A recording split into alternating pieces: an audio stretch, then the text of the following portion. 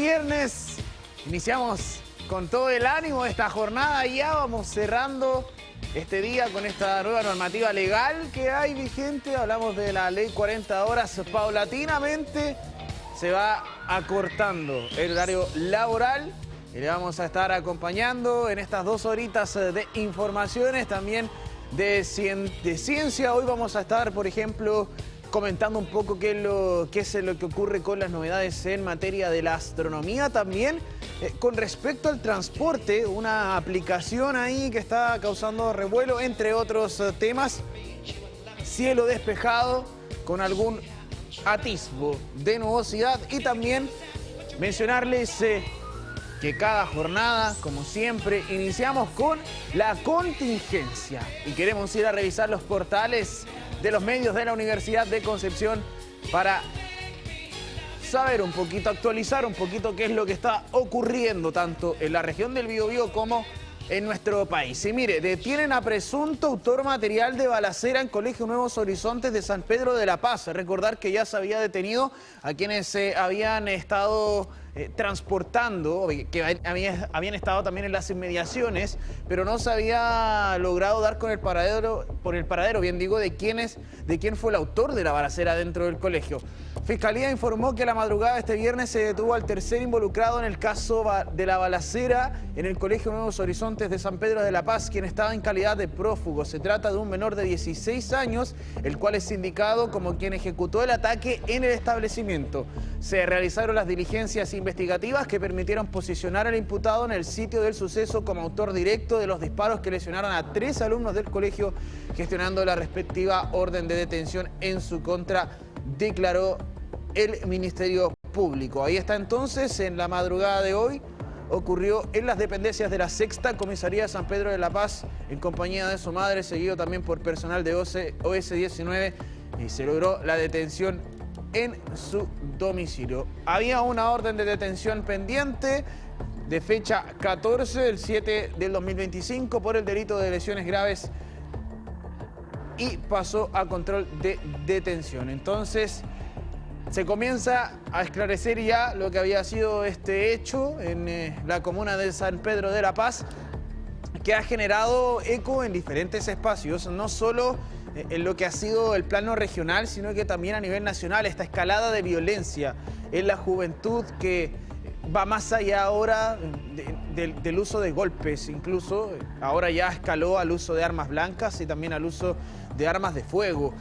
La realidad está compleja para quienes están hoy en día en este tipo de establecimientos, sobre todo algunos con calidad de vulneración social, pero la situación es también cultural, no es solo aislada, es cultural. Viene desde un millón de factores, tanto nacionales como internacionales, desde lo que se consume en materia visual, audiovisual, hasta cómo se expresa. El espectro es muy amplio para analizarlo, pero también le relevamos un poco esta noticia que había sido también parte del acontecer nacional. De Regimiento Chacabuco a Hospital Regional, gestionan predios de ejército para construir futuro Hospital Guillermo Grant Benavente. Mire, podría ser el Regimiento Chacabuco ahí en Collao, ¿se lo imagina? Ojalá no quede sin realizarse, porque recuerde que se están haciendo 4 hospitales al sur del Biobío que han tenido complicaciones con la empresa. De hecho, ya desde el gobierno están pensando y analizando cobrarle la boleta de garantía por 21.000 millones, ojo ahí, por estos 4 hospitales que al parecer no ha habido el avance que se requería. Es una empresa española que está a cargo de este proyecto. Vamos a estar también atentos y atentas, lo habíamos mencionado hace un tiempo atrás en nuestra edición de Noticias Central, cuando le habíamos explicado este proceso de crecimiento en cuanto a lo que es infraestructura de salud para el sur del Biobío con estos 4 hospitales. Lamentablemente está muy compleja la cosa hacia el sur del Biobío, en particular Lota, Coronel. Sabemos que ahí existe una complicación bastante evidente en cuanto a lo que es esta brecha en infraestructura de salud, y puede ser que esta empresa entonces va a tener que ser ya dada de baja a través del cobro de esta boleta de garantía de estos 21.000 millones, mucho dinero. Lo más leído, tradición para los vecinos y vecinas del Gran Concepción. Este fin de semana es Expolana en Chiguayante, para que usted también pueda ir a revisarlo. Nuestro matinal Siempre Juntos y otras notas también, como por ejemplo lo que ocurrió en Arauco. Ojo, porque según lo que estábamos escuchando también y lo que estaban mencionando ahí los colegas que están reporteando esta noticia, se mencionó que el conductor estaría bajo los efectos del alcohol y bajo los efectos de las drogas. Ojo, esto es información preliminar, esto es información a desarrollar, pero según lo que acaban de informar los colegas ahí del canal estatal, lo estábamos revisando antes de pasar aquí a estar en vivo acompañándole en esta jornada, eso fue lo que se mencionó. Ahora, hay que confirmarlo, hay que esperar el resultado, pero al menos lo que se está informando por los medios de comunicación oficiales es por ahora aquello. Así que precaución también, no saquemos conclusiones antes de tiempo, hay que confirmarlo, hay que reconfirmarlo, pero la información que se maneja, al menos por ahora, es la que le acabo de entregar. Accidente complejo, nuevamente el transporte público. Nuevamente el transporte público. ¿Qué quiere que le diga? Ya lamentablemente pareciera que esto fuera al azar. No hay, la cantidad de accidentes que hemos tenido en este último tiempo ya es inaudito. Es inaudito. Yo creo que no deberíamos ni siquiera tener uno. Y tener todos los que hemos tenido en este corto periodo de tiempo, la cantidad de gente, la cantidad de personas fallecidas, la verdad es que si es que esto no es un llamado de atención para las autoridades, para hacer un cambio real, rápido, ahora efectivo, ¿qué más que la muerte de las personas? ¿Qué más?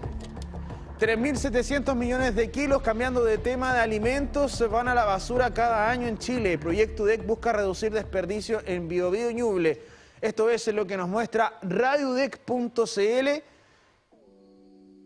Según los datos de la WWF, pero esta no es la WWF que está en la lucha libre, es otra WWF. Principal organización de conservación de la naturaleza a nivel global, y la pérdida y desperdicio de alimentos en el mundo varía entre 20 y 45% dependiendo del tipo de producto. Considerando esta realidad, profesionales de la Facultad de Agronomía y Farmacia y del Centro de Vida Saludable de la Universidad de Concepción trabajan en una iniciativa que apuesta por educar y concientizar también a la sociedad para fortalecer la sostenibilidad y la seguridad alimentaria en Ñuble y Biobío a través de proyecto Compromiso UDEC para la reducción de pérdidas y el desperdicio de alimentos. Todo esto parte de lo que también le estábamos comentando ayer, de lo que ocurrió con la Facultad de Química. Le invitamos a ver nuestro espacio que está ahí disponible en nuestras multiplataformas. Estuvimos hablando de lo que es compost, de lo que justamente es darle un proceso biodegradable a lo que es estos componentes orgánicos a través del compost, por ejemplo. Y lo estuvimos mencionando ayer. Nos vamos hasta Ñuble y esto es lo que nos muestra el histórico diario La Discusión en su portal web. Comercio de San Carlos exige más fiscalización de los ambulantes. Los ambulantes han sido un problema en todo Chile. Ya no podemos hablar de que el comercio ambulante es un problema de acá de la región del Biobío o un problema del barrio Meix, sino que ya esto se transformó en un problema a nivel nacional. La compra y venta, porque no es solo venta de productos ambulantes, no nos quedemos solo con eso, es la compra también de lo que es el comercio ilegal. Y esto está en todos lados, así que nosotros también tenemos que hacernos responsables de aquello. Si compramos en la calle estamos fomentando el comercio ambulante y después nos quejamos. Ahí está entonces el detalle para que lo vaya a ver en la discusión.cl. Además de otras noticias, de otras novedades. Oye, mira, y le tenemos una sorpresa. Usted sabe que a nosotros nos gustan las curiosidades, nos gusta sorprenderle aquí en Multiversos. Y mire, esta es la vaquita marina, por si no la conocía. No la Olguita Marina, esa es de una telenovela de hace varios años ya. Esta es la vaquita marina. Y cada 18 de julio se conmemora su Día Internacional. Una fecha establecida por el Programa de las Naciones Unidas para el Medio Ambiente dentro de su iniciativa Feroz por la Vida, que busca generar conciencia sobre la protección de la fauna silvestre. Sin embargo, muchas organizaciones ecologistas también eligen el 5 de septiembre para destacar esta causa, por lo que las fechas se consideran válidas para visibilizar la difícil situación de esta especie en peligro. Si usted no sabe qué es la vaquita marina, preste atención. La vaquita marina es un cetáceo de pequeño tamaño endémico del Alto Golfo de California y su estado es alarmante. En 1997 existían cerca de 570 ejemplares. Para 2015 la cifra cayó a 60 y el año siguiente solo quedaban alrededor de 30. Hoy se estima que sobreviven únicamente unas 10 vaquitas en libertad, lo que las coloca al borde de la extinción. Ahí estamos viendo, mire, la imagen de la vaquita de mar.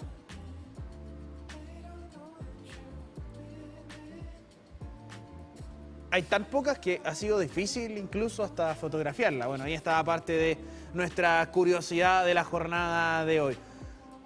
Y queremos continuar. Nosotros le estábamos hablando recién de no comprar en el comercio ambulante y uno de los de lo que más también habita, lo que más abunda es la venta de libros en el comercio ambulante. Y por eso nosotros queremos hacer un llamado para que un refuerzo para que usted vaya a los lugares establecidos y en particular a la librería del Fondo Económico Marta Brunet, que está ubicada acá en nuestra Universidad de Concepción y como cada viernes nos trae sorpresas. Y está Alonso Castillo junto a nosotros. ¿Qué tal, Alonso? ¿Cómo estás? Hola, Mati. Buenas tardes. ¿Cómo estás? Todo bien, muchas gracias. Aquí ya preparadísimo para la sorpresa que nos trae hoy. Estamos ya con un concurso, ojo allá, porque lo habíamos dejado pendiente la semana pasada. Muy bien, muy bien. Estamos ahí con el concurso activo y además queremos conocer qué sorpresa nos trae para... ¿Qué novedades nos trae? Sí, mira, estos son novedades de editoriales nacionales. Voy a presentar la primero a propósito del feriado que tuvimos recién. Y cuando usted se compre un libro en la calle, haga esto. Ah, mira, ya.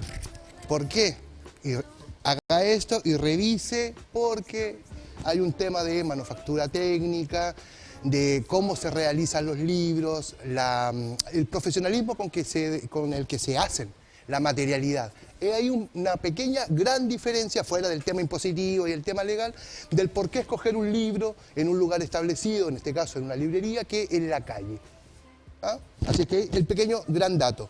Por ejemplo, en la calle es muy difícil que usted encuentre este libro, La Tirana, ¿no? La reina del Tamarugal. Exacto. A propósito del feriado, como decía, que tuvimos recién, ¿cierto? De la Virgen del Carmen, traemos este libro conmemorativo de una de las fiestas religiosas más importantes de nuestro país, que se va a vivir en este periodo, que es de La Tirana, que toman, ¿cierto?, una vieja historia de una princesa inca que se enamora de un portugués, un soldado portugués, y ella se convierte, ¿no? Se convierte al cristianismo, cosa que estaban haciendo, llevando a cabo un poco la función de nuestros visitantes extranjeros. Este libro hace una pequeña reseña desde el punto de vista antropológico de ese mito fundante de nuestro país, impulsado mucho, ¿cierto?, por nuestro ejército también, y la Dama de Chile, como se le conoce, tiene también su festividad, que fue la que se vivió esta semana. Y como le decía, este libro de Lautaro Núñez Atencio, y ojo con algo, Ediciones del Desierto. A eso me refería yo, con que es muy difícil con que encuentre este libro en la calle. Ediciones del Desierto es un proyecto que está instalado y se desarrolla en San Pedro de Atacama. Es un editor que tiene ahí una librería y puso también esta editorial, hermosa editorial que trata los temas del norte. Nosotros, como estamos tan acá, ¿cierto?, muchas veces nos alejamos y no sabemos o no tenemos mucho conocimiento de lo que de lo que acontece en la zona norte, pero dijimos, es una festividad nacional que apunta al tema religioso y siendo, ¿cierto?, muy conocido, la reina del Tamarugal. Sí, ahí... La tirana. Yo creo que hay mucha historia que nosotros, por ejemplo, vamos adquiriendo con el paso de los años, pero también producto de lo que es parte de nuestra educación. Yo me acuerdo que esta canción de la reina del Tamarugal la escuchábamos harto porque siempre le tocaba algún curso bailarla. Exacto. Es parte de la cultura popular. Es parte de la cultura popular. Entonces ahí uno empieza como a adquirir, oye, ¿quién era la tirana? ¿Por qué se baila la tirana? Y ahí uno también empieza como a tener un vínculo y genera también algo como como interno, así como, oye, y si conozco la tirana pero nunca he ido, ¿por qué no voy? Y como que se genera también como una especie de tradición de al menos ir una vez a vivir esta experiencia de la tirana. Exacto, son los pequeños grandes mitos fundantes de nuestra nación, ¿no? Recordemos que la zona norte se anexó a Chile después de la Guerra del Pacífico. Toda esta zona no era parte de nuestra cultura. Y estos pequeños mitos fundantes, estas fiestas religiosas, son las que, como dices tú, la han ligado con la cultura popular. Razón por la cual se nos hace muy importante y, como tú dices, nos resuena todo el tiempo la fiesta de la tirana, su música. Y este libro explica muy bien ese proceso antropológico, ese proceso cultural. La tirana desde sus orígenes hasta la actualidad. Lautaro Núñez, el autor, Ediciones del Desierto, uno de los libros que va a poder encontrar en nuestra librería Marta Brunet. Bueno, ahí está parte también de lo que está ocurriendo con nuestra época también contingente, de lo que es parte de esta semana en que se vivió este feriado de la Virgen del Carmen, claro, ahí con esta fecha de preparación, porque es bien entretenido.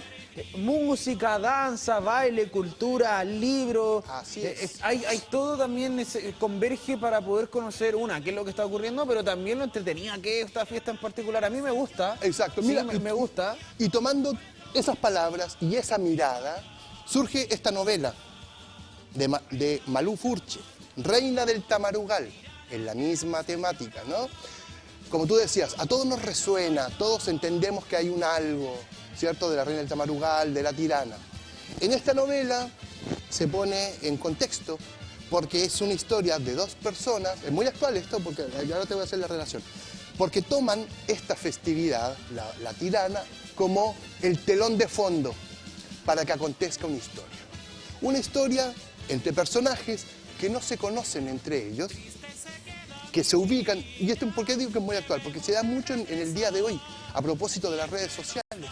Las formas de socializar son completamente distintas. Muchas veces uno dice conocer a alguien porque conoce el perfil de Instagram, porque lo sigue en X o porque tiene algún tipo de relación del tipo virtual. Pero no en el aspecto físico, no hay un contacto, no hay un conocer la palabra del otro. Y en este caso son dos personajes que les ocurre exactamente lo mismo, pero en medio de la fiesta de la tirana en el norte de Chile. En ese proceso son estas dos personas que se ubican, saben quiénes son, por dónde se mueven, qué es lo que les pasa, pero nunca se han conectado. Así es que esta es una interesante novela que se da en este caso, ¿cierto?, en medio de esta fiesta y que hoy por hoy cambia porque siempre es una fiesta, hay reggaetón, hay alcohol, hay drogas. Ya sabemos que es una fiesta popular que va a incluir esa música y el folclore. Sí, aquí es una historia, para que usted lo sepa. Es una novela, claro. Es una novela que ocurre en el contexto del desarrollo de esta fiesta festiva. De la tirana, exacto. Es una novela que habla acerca de una chica que va a hacer un documental, son historias en paralelo, como converge. Usted sabe que en todo tipo de fiesta ocurren cosas que son propias de la actividad religiosa y a veces otras cosas que son el extra. Claro, otras cosas que ocurren ahí en que son invisibilizados, pero que también está, o sea, que ocurre en el bajo mundo, por decirlo. Entonces está una novela que habla justamente de lo que ocurre ya en el área más festiva, más fiestera de esta instancia religiosa, de esta festividad también, que es mucha fiesta, porque es una algarabía total. Claro, es algarabía, es mucho baile sin parar. una pequeña fiesta patria. Sí, sí, una pequeña fiesta. Bueno, interesante seguir a la autora Maru Furche, que era premiada, conocida por ella explorar el mundo en un formato más breve, en el cuento, pero ahora se atreve con esta novela, editada por la editorial La Pollera y recién salida del horno. Ahí está. Reina del Tamarugal. Reina del Tamarugal. ¿Con qué otra novedad nos sorprende hoy, Alonso? Novedad, mira, no es tanto novedad, pero son dos elementos que quise traer para poder compartir con ustedes. Uno, y que tiene que ver con el tema de la actualidad, del qué hacemos con nuestro mundo, del que hay un poco de política estratégica, de geopolítica, que conversamos la otra vez, ¿cierto? Y nos otra vez. Mira este clásico. Las venas abiertas de América Latina. Oh, y ese yo no lo he leído. Por eso lo quise traer, porque sabía que tú no lo habías leído. Sí. Y porque yo lo leí de grande. No sé en qué irá, pero es un libro, y sobre todo en nuestro país, más bien guardado, ¿cierto? Escondido. Este libro cumplió 50 años. Es un libro canónico, tradicional, dentro de las humanidades de nuestro continente. ¿Por qué? Porque este es un libro sin ser de historia, sin ser de economía, te muestra y te hace un relato del cómo la conquista hizo el desastre que hizo en nuestro continente, básicamente porque incorpora a América del Norte, Central y del Sur, a toda América, al mundo productivo.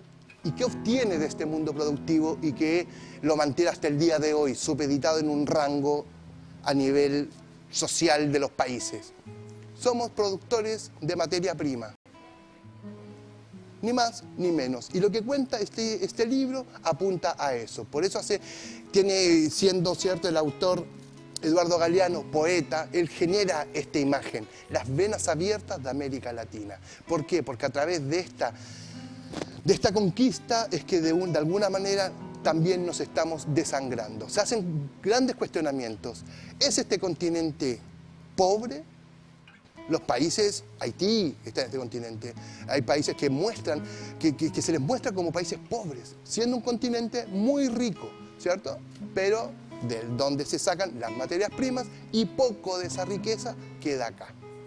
Sí, ahí es parte también de lo que es la visión, quizás, lo dice Galeano también, no es un relato propio, sino que es un relato ajeno. Claro, un relato ajeno, pero que habla un poco de lo que fue esta época desde la visión de América Latina. Muchas veces se nos enseña el descubrimiento de América, por ejemplo, pero ¿cómo va a ser descubierto un territorio en el cual ya había gente? No es imposible, eso es un concepto pero completamente errado. Y por eso traigo este libro, porque como te decía, es un clásico que debiera ser mucho más leído para entender el entorno en el que nos desarrollamos. Este es su edición aniversario, 50 años, pero cada frase, cada idea que se presenta acá sigue muy actual. Entonces, eso ya es un problema. Porque si se hace un diagnóstico de todo aquello que aconteció, que es horrendo, se da, por ejemplo, el caso muy presente del Cerro Rico en Bolivia, ¿no? Un centro neurálgico de nuestro continente donde llegaron los españoles y encontraron estos cerros llenos de riqueza. A ese cerro lo han explotado hasta el día de hoy. Ha sacado tanta plata, tanto oro, tanta plata, y ahora es inclusive el estaño, que pone de relieve que la riqueza está oculta en la tierra, pero que no llega al entorno. ¿Por qué? Porque todo esto se subía a barcos y se mandaba a Europa. Sí. Ese cerro entregó tanta riqueza que puso a ciertos países que les hizo cambiar el lugar. A España, que si bien era un reino, este dinero que sacaba de ahí, esta riqueza que sacaba de ahí, le servía para poder mantener sus guerras. Por ejemplo, para poder pagar sus empréstitos que tenía con otros bancos de los Países Bajos. Y así la historia se fue dando, que sacan las materias primas. El extractivismo que sigue presente hoy en día. Exacto, y muestra un modelo de desarrollo precisamente que es el extractivista. muy presente, sigue siendo doloroso porque seguimos estando en medio de esa historia que se nos narra acá. Igual es un tema cultural. Yo no he leído el libro, sí, pero sí, por el tema, tenemos claro, la referencia de formación, claro, exacto, hay mucha referencia, de lo que es el contexto. ¿Y por qué digo que es muy actual? Porque todavía nos da para conversar qué es lo que queremos hacer en nuestros países, cómo queremos que se desarrollen nuestros países. Sí, ahí está lo que es parte del mundo de cada uno. Exacto. En este caso, nosotros tenemos todavía una visión que, bueno, y también viene dado de estándares internacionales, de países en vías de desarrollo, pero en algún momento, y de forma lamentable, este tipo de hechos, que como lo fue en la época de la conquista, la llegada de la instalación de los virreinatos, nos hace depender de extranjeros. Hace de la dependencia no que podamos trabajar entre nosotros y además también que por un lado llegó España, por el otro lado llegó Italia, por el otro lado llegó Portugal, también generó un conflicto interno que terminó generando conflicto hasta el día de hoy. Hay una separación cuando nosotros somos todos parte de un mismo territorio. Exacto. Así como es Europa, por ejemplo, que tiene un sistema interconectado, está la Unión Europea. A mí, por ejemplo, siempre me ha generado la duda por qué acá en Sudamérica no se hace algo similar. Estamos diciendo que tengamos una sola moneda, pero que se comience a trabajar en conjunto. Bueno, parte de lo ese es el tema, y ahí volvemos a la conversación de la geopolítica. Y todo parte con peleas que no son ni de acá, son peleas que vienen de otro lado. Esas instancias existen. Hay un tratado comercial que abarca la mayor cantidad de países de América del Sur, sí, que se llama Mercosur. Sí. Chile no es miembro partícipe, pero es miembro invitado, ¿no? Y trabaja en ese bloque. Luego se dio otro proceso con una agrupación que tenía un carácter más político-cultural, UNASUR, hace pocos años. ¿Qué pasó? También se le dio de baja. O sea, volvemos a la geopolítica, hay intereses creados que hacen mantener ciertas conductas impuestas desde afuera. Claro. Quien muestra mejor, o quien ha mostrado mejor, quien hizo esa radiografía, quien mejor lo mostró, fue Eduardo Galeano con este libro. Un clásico que usted puede encontrar, ¿dónde? En librería Marta Brunet. Y tenemos nuestro último libro de recomendación para esta jornada. A mí me encanta la poesía, y como cierre, y siguiendo un poco la estela que ha pasado por acá, ¿cierto? María Luisa Bombal, hablamos de Silvia Plath hace unos... Y quise traer a otra clásica de la literatura hispanoamericana, poeta, Alejandra Pizarnik, ¿no? Otra de las grandes letras, de las grandes poetisas de nuestro continente, ella con una poesía, insisto, subjetiva, muy íntima, muy sensual, sensual en el sentido de que tiene que ver con las sensaciones, lo que te provocan una mirada, cuando era un periodo en el que no estábamos tan abiertos, tan llanos a tener una relación con nuestras compañeras de vida, con las mujeres, a escucharlas. Escritoras como ella fueron las que abrieron paso precisamente para decir, estamos presentes, tenemos sensibilidades distintas, escribimos sobre nuestra vida, lo que nos interesa es esto, y una de esas grandes escritoras es Alejandra Pizarnik, que como conversábamos, con una mirada bastante oscura, muy sensual, muy grave también en algunos aspectos, se hace referente no solamente en Argentina, sino que en toda Latinoamérica. Alejandra Pizarnik, acá está un libro que reúne toda su poesía, de la editorial Lumen, poesía completa de Alejandra Pizarnik. Sí, eso es el detalle, es un libro recopilatorio. Exacto, de toda su obra, vasta obra, ¿cierto?, que hizo en los diferentes lugares del mundo en el que estuvo ella, y muy involucrada, ¿cierto?, con el boom, con los escritores de la década del 50, 60. Ella estuvo en Francia, de hecho, en la década del 60. Así es que ahí tuvo recomendación de poesía. Totalmente recomendado. Alguien tan actual. Y fíjate que mañana, por ejemplo, en nuestra librería... Eso le iba a preguntar, porque yo sé que todos los sábados hay sorpresas también. Exacto. Mañana nos visita, tenemos uno de los clubes de lectura que trabajan en nuestra librería, nos visita mañana y van a trabajar precisamente con La piedra de la locura, texto de Alejandra Pizarnik. Ahí está la invitación entonces. Mire también, Chincolita, Cuentacuentos. Exacto. Va a estar 16 horas. Ahí vamos a tener... Para que usted lo pueda... Nosotros vamos rotando a nuestra cuentacuentistas. Sí, ¿no? entretenido. Ahora le toca a Chincolita, que va a deleitarnos con su trabajo. Para que vayan con los niños y niñas. Exacto, Máxima invitamos a todos los padres con niños, niñas. Y el clima va a estar bien, va a estar agradable para que Y si llueve o estuviera feo, no se preocupe. Usted llega hasta acá, hay estacionamientos para quienes quieran venir en auto. Y nosotros, nuestra librería es grande, amplia, hacemos las actividades de todas formas. Llueva, truene, nos vamos a estar ahí al pie del cañón.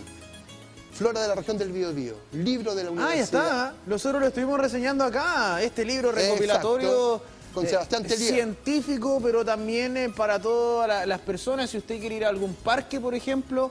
Y reconocer la flora nativa, lo que nos rodea. Es un libro muy hermoso. Nos ha dado pauta esto de lo que estamos conversando. Mira, está disponible ya, qué bueno. Del por qué las personas lo buscan. Y claro, no solamente son personas, lectores que tienen que ver con ciencia o con la botánica. También hay personas que se han ido a vivir al campo, que quieren conocer y reconocer. Sí. Ahora, les aviso, es pesado el libro. Es como para salir a caminar y llevarlo. Es casi un glosario. Sí, tiene un nivel de detalle de la flora de la región del Biobío que fue mucho trabajo. O sea, ha sido también recopilatorio de lo que es la investigación que ya tenían, y además de ir a terreno para poder fotografiar, para poder crear el libro también. Así que ahí está disponible también Flora de la región del Biobío como novedad para que usted lo pueda ir a revisar. Alonso, agradecerle por su tiempo como siempre. Mati, un gusto. Quedamos invitados entonces también para la jornada de mañana, mira. Por supuesto. Ahí la gente en su casa. Para mañana y para toda la semana. Para toda la semana también. Ahí va a haber cuentacuentos, hay hartas actividades. Vaya a seguir también el Instagram de la librería Marta Brunet. Queremos invitarles a una breve pausa y ya regresamos hoy con más de Multiversos.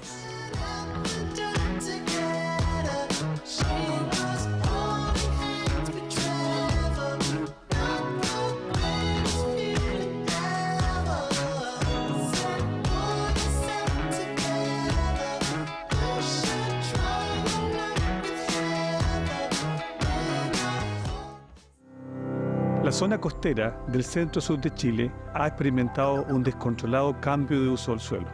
Esto ha llevado a que los bosques nativos presenten altas tasas de pérdida y degradación. Campus Naturaleza de la Universidad de Concepción es un proyecto emblemático de cuidado y protección de la biodiversidad característica de esta zona geográfica. En esta zona del país existen bosques como los bosques caducifolios de Concepción. Ellos contienen especies como robles, olivillos, naranjillos y pudú, que son especies únicas del país y no se encuentran en otra parte del mundo. El principal objetivo será la conservación y restauración de la biodiversidad regional mediante un espacio que dé oportunidades para la investigación, la educación y la recreación. Es un regalo de la Universidad de Concepción para la comunidad perenquista y comunidad nacional, de manera que puedan apreciar la riqueza de esta biodiversidad del bosque costero de la región del Biobío.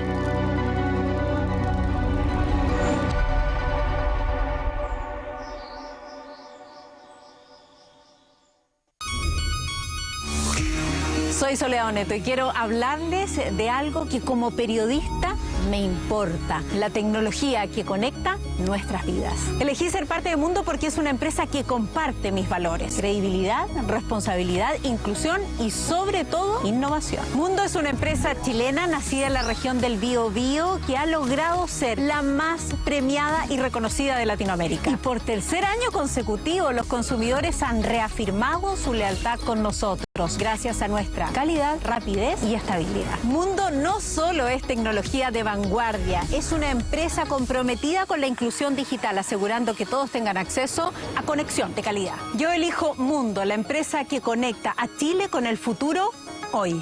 Conócenos en tumundo.cl. Innovación, tecnología y compromiso al alcance de todos.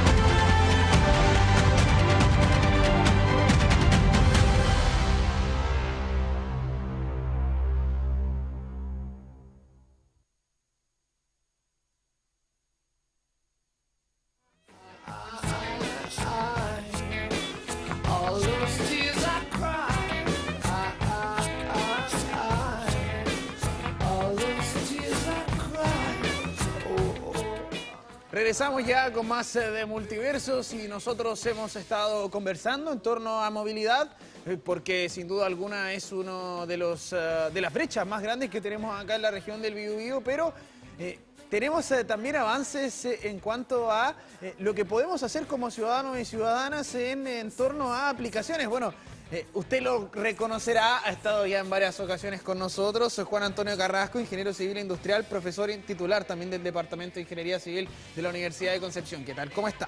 Hola, muy bien, muchas gracias por la invitación acá. Aquí está ya en pantalla, a través de noticias.udec.cl, innovadora plataforma UDEC valoriza el tiempo que las personas destinan a sus actividades cotidianas. Hablamos de Mo al cuadrado. Exactamente, Mo2. Mo2. Sí. Cuéntenos, ¿de qué se trata Mo2? ¿Cómo nace? Mira, este es un trabajo colaborativo. De hecho, aquí el líder es mi colega Sebastián Astroza, del Departamento de Ingeniería Industrial. Yo también participo en este proyecto de investigación junto con Diego Reyes y otros estudiantes. Y que tiene que ver con un trabajo de investigación que ya lleva muchos años en nuestro caso. Porque uno siempre piensa en la movilidad como los viajes, ¿cierto? Como yo tomo el bus, el biotren. Pero en realidad lo más importante para poder entender la movilidad tiene que ver con cómo usamos el tiempo. ¿Qué actividades realizamos? ¿Cuándo? ¿Dónde? ¿Qué compromisos tenemos que hacer? Por eso quiero hacer 2 o 3 cosas, pero tengo que elegir qué hacer. Entonces es muy importante de una otra manera poder medir eso, poder entender cómo las personas deciden el tiempo que se dedican a distintas actividades, dónde realizan esas actividades, y para eso ha habido un trabajo asociado a un proyecto financiado de hecho por la Agencia Nacional de Investigación y Desarrollo y que ahora se plasma en esta plataforma Mo2, ¿cierto? Que lo que trata es de manera interactiva capturar, entender cómo son los viajes, pero sobre todo las actividades, el tiempo de las personas, que es muy fundamental. ¿De dónde nace quizás la necesidad de encontrar una solución a este tema en particular? ¿Por qué priorizarla? Mira, lo que pasa es que tiene que ver primero que nada con una cosa muy relevante que es entender. Porque lo que pasa es que nosotros podemos medir viaje y poder decir, mira, mucha gente viaja en las mañanas, qué sé yo, porque tiene que ir al trabajo, etcétera. Pero eso es la superficie. Nosotros nos movemos, realizamos viajes para hacer con otros motivos, no porque queremos viajar. Yo no voy ahí apretado en la congestión vehicular de la ruta 160 porque me gusta estar ahí, es porque yo tengo que realizar ciertas actividades. Y eso significa que también es entender que somos diversos. Yo creo que un modo tiene que ver con estas imágenes que están ahí al fondo. Nosotros somos personas diversas, no solamente en términos de nuestras características personales, sino que de las actividades que realizamos. Y eso es súper importante. Hay una larga tradición en los estudios, incluso de las ciencias sociales, que tratan de, por ejemplo, demostrar cómo mujeres y hombres se diferencian mucho en sus actividades de cuidado. Pero también tenemos estilos de vida distintos, nos interesan cosas, algunos son más madrugadores, otros se acuestan más tarde, a algunos les gusta el carrete ahí con Netflix, se quedan felices y no hacen nada, se quedan en la camita calentito, a otros les gusta salir a carretear a lugares. Y necesitamos entender esa diversidad para poder tener un buen sistema de transporte, un sistema urbano. Claro, desde una perspectiva que no es solo lo cuantificable, sino que también lo cualitativo. Exactamente. De cómo es el comportamiento social, de cuáles son las preferencias sociales, o sea, tratar de abarcar el espectro. Exactamente, muchos estilos, tenemos estilos de vida distintos, somos personas diversas, sobre todo en ciudades tan grandes como la nuestra, en el Gran Concepción. Entonces, esa es la gracia de lo que estamos tratando de mirar. Y nosotros queremos hacer el ejercicio porque esto está disponible para ustedes. Exactamente. En www.mo2.cl, mo2.cl, facilísimo. Y lo único que tiene que hacer aquí, mire, primero una introducción breve y simple. Dime cómo usas tu tiempo y te diré quién eres. ¿Alguna vez has pensado que el día se te acaba y ojalá pudieras comprar más tiempo? Hay una película que protagoniza Justin Timberlake, que en vez de pagar con dinero, se paga con tiempo. Muy buena. Sí, ¿Cuánto pagarías por teletransportarte a tu lugar de trabajo, estudio? Oye, qué esa pregunta está interesante. Yo siempre he querido hacer eso. Pero fíjate que cuando yo hago esa pregunta, a veces en asignaturas mías, o en general en encuestas, mucha gente dice que no. que necesita viajar, necesita ese desconectarse Viaje, mira. de la casa al trabajo. Y eso ha sido muy estudiado porque hay gente que dice, tiene que ver con la experiencia del viaje, pero Claro. también con esa idea, digamos. Sí, igual a mí me gusta. Yo ahora por lo general estoy disfrutando mis viajes. ¿Quieres conocer el valor de tu tiempo? Yo quiero descubrir mi arquetipo. Bueno, ahí hay algunos arquetipos, ¿cierto? Esto, bueno, ahí está un poco el consentimiento. Yo esto es una doy mi encuesta. consentimiento, completamente. Y lo que hacemos primordialmente es ir preguntando actividad por actividad que realizan las personas. Por supuesto que esta es una plataforma que tiene todos los cuidados de que sea anónima, etcétera, porque son preguntas que, ay, ¿qué hice el día domingo? Chuta, que después sepan qué hice. No, Claro. son preguntas anónimas. Pero precisamente eso se trata, es saber, bueno, ¿cuánto dormiste? ¿Entre qué lugares te moviste? ¿A qué hora lo hiciste? Y también en el fondo mucho tiene que ver con qué hice en esas actividades, con quiénes las hice. Y uno empieza ahí a trabajar, a colocar, ¿cierto? Yo me por acosté a las ejemplo. 11, sí. Ya. Me acosté a las 11 y me levanté a las 6. A ver. 23. Eso, y a las 6. Ahí está bien. Perfecto. Bueno, A ahí ver. la plataforma interactiva 7 te va- horas. Uf, Claro. poquito. Te va a preguntar la actividad. Mira, hay un problema que hemos tenido que no le hemos cambiado todavía, pero está ahí está, ¿no? Ahí estás tú. Entonces también te pregunta dónde. Más o menos, obviamente no tienes que colocar tu dirección, más Ya. o menos qué lugares. Y uno va después avanzando en términos de, bueno, en qué lugar, cuál es el tipo de lugar. Y Perfecto. eso es súper interesante porque a veces las encuestas de viaje se quedan como que es el hogar nomás, pero puede ser el hogar de un familiar, puede ser un Airbnb, también capturar esas características que las personas que no necesariamente estas actividades lo hacen. Después me moví, bueno, ¿dónde me moví, por ejemplo? ¿A qué actividades realizaste? Si hice, y aquí también es súper interesante porque uno empieza a mirar no solamente, bueno, el trabajo remunerado, sino que qué tipo de cosas. Nosotros queremos relevar especialmente los trabajos, las actividades de cuidado. Yo creo que también hay a propósito de lo que tú decías, las motivaciones. En general, cuando pensamos en la planificación urbana, pensamos muy poco en las actividades de cuidado. Son como, planificamos, qué sé yo, los servicios de transporte público, la infraestructura, primordialmente pensada para viajeros al trabajo. Pero eso no es tan así, po. O sea, también nosotros, parte importante de nuestras actividades tiene que ver con cuidar a otros, también con interactuar con otros, pasarlo bien, hacer otras cosas sociales. Entonces, nuestro idea también es ir incorporando esas cosas. Y lo mismo del Uber. Sabes que todavía muchos los datos de transporte no incorporan la idea del Uber, cuando ya hay mucha gente que dice que su mayor adicción es el Uber, como que tener el teléfono y en vez de caminar 5 cuadras usa el Uber. Claro. Bueno, hay mucho de eso también que nos interesa ir entendiendo, porque la vida en la ciudad es mucho más compleja que lo que hemos en la práctica, en realidad la tradición, ido incorporando en los datos de viaje. Y así, pues uno va llenando la encuesta, no sé si van a alcanzar a hacerla. Pero 60 minutos pongámosle ahí, por lo general. 50 está bien, sí, 50. 60 minutos, una hora hasta promedio, sur del Biobío, hacia otros lados, Penco, por ejemplo. Y ahí entonces vas colocando. Así que esa es la idea fundamental, tiene que ver con de cómo te mueves, puedes seleccionar alguna actividad, bueno, Cuidado de miembros, eso ahí. Cuidado de miembros de hogar. claro, realizar. Mira, también ahí se también genera tiene que ver con subtextos también. qué cosas Qué haces de bueno. estudios. Es bien también detallado. Sí, eso sabes que es súper importante porque Y no es solo una, se le pueden ir añadiendo también hartas. dentro de actividades, esas, y eso también ocurre que, primero que nada, es importante entender los detalles, porque es muy distinto estar cuidando a un adulto mayor que a una persona menor. También es muy distinto estar, por ejemplo, no sé, realizando 2 actividades al mismo tiempo. A veces, y ahí fallamos muchas veces en recolectar esta información. Decimos, no, mira, la persona estuvo en la casa con su hijo, pero es que lo que hace, claro, pudo estar con su hijo, pero además pudo estar haciendo alguna actividad de cuidado, etc. Así que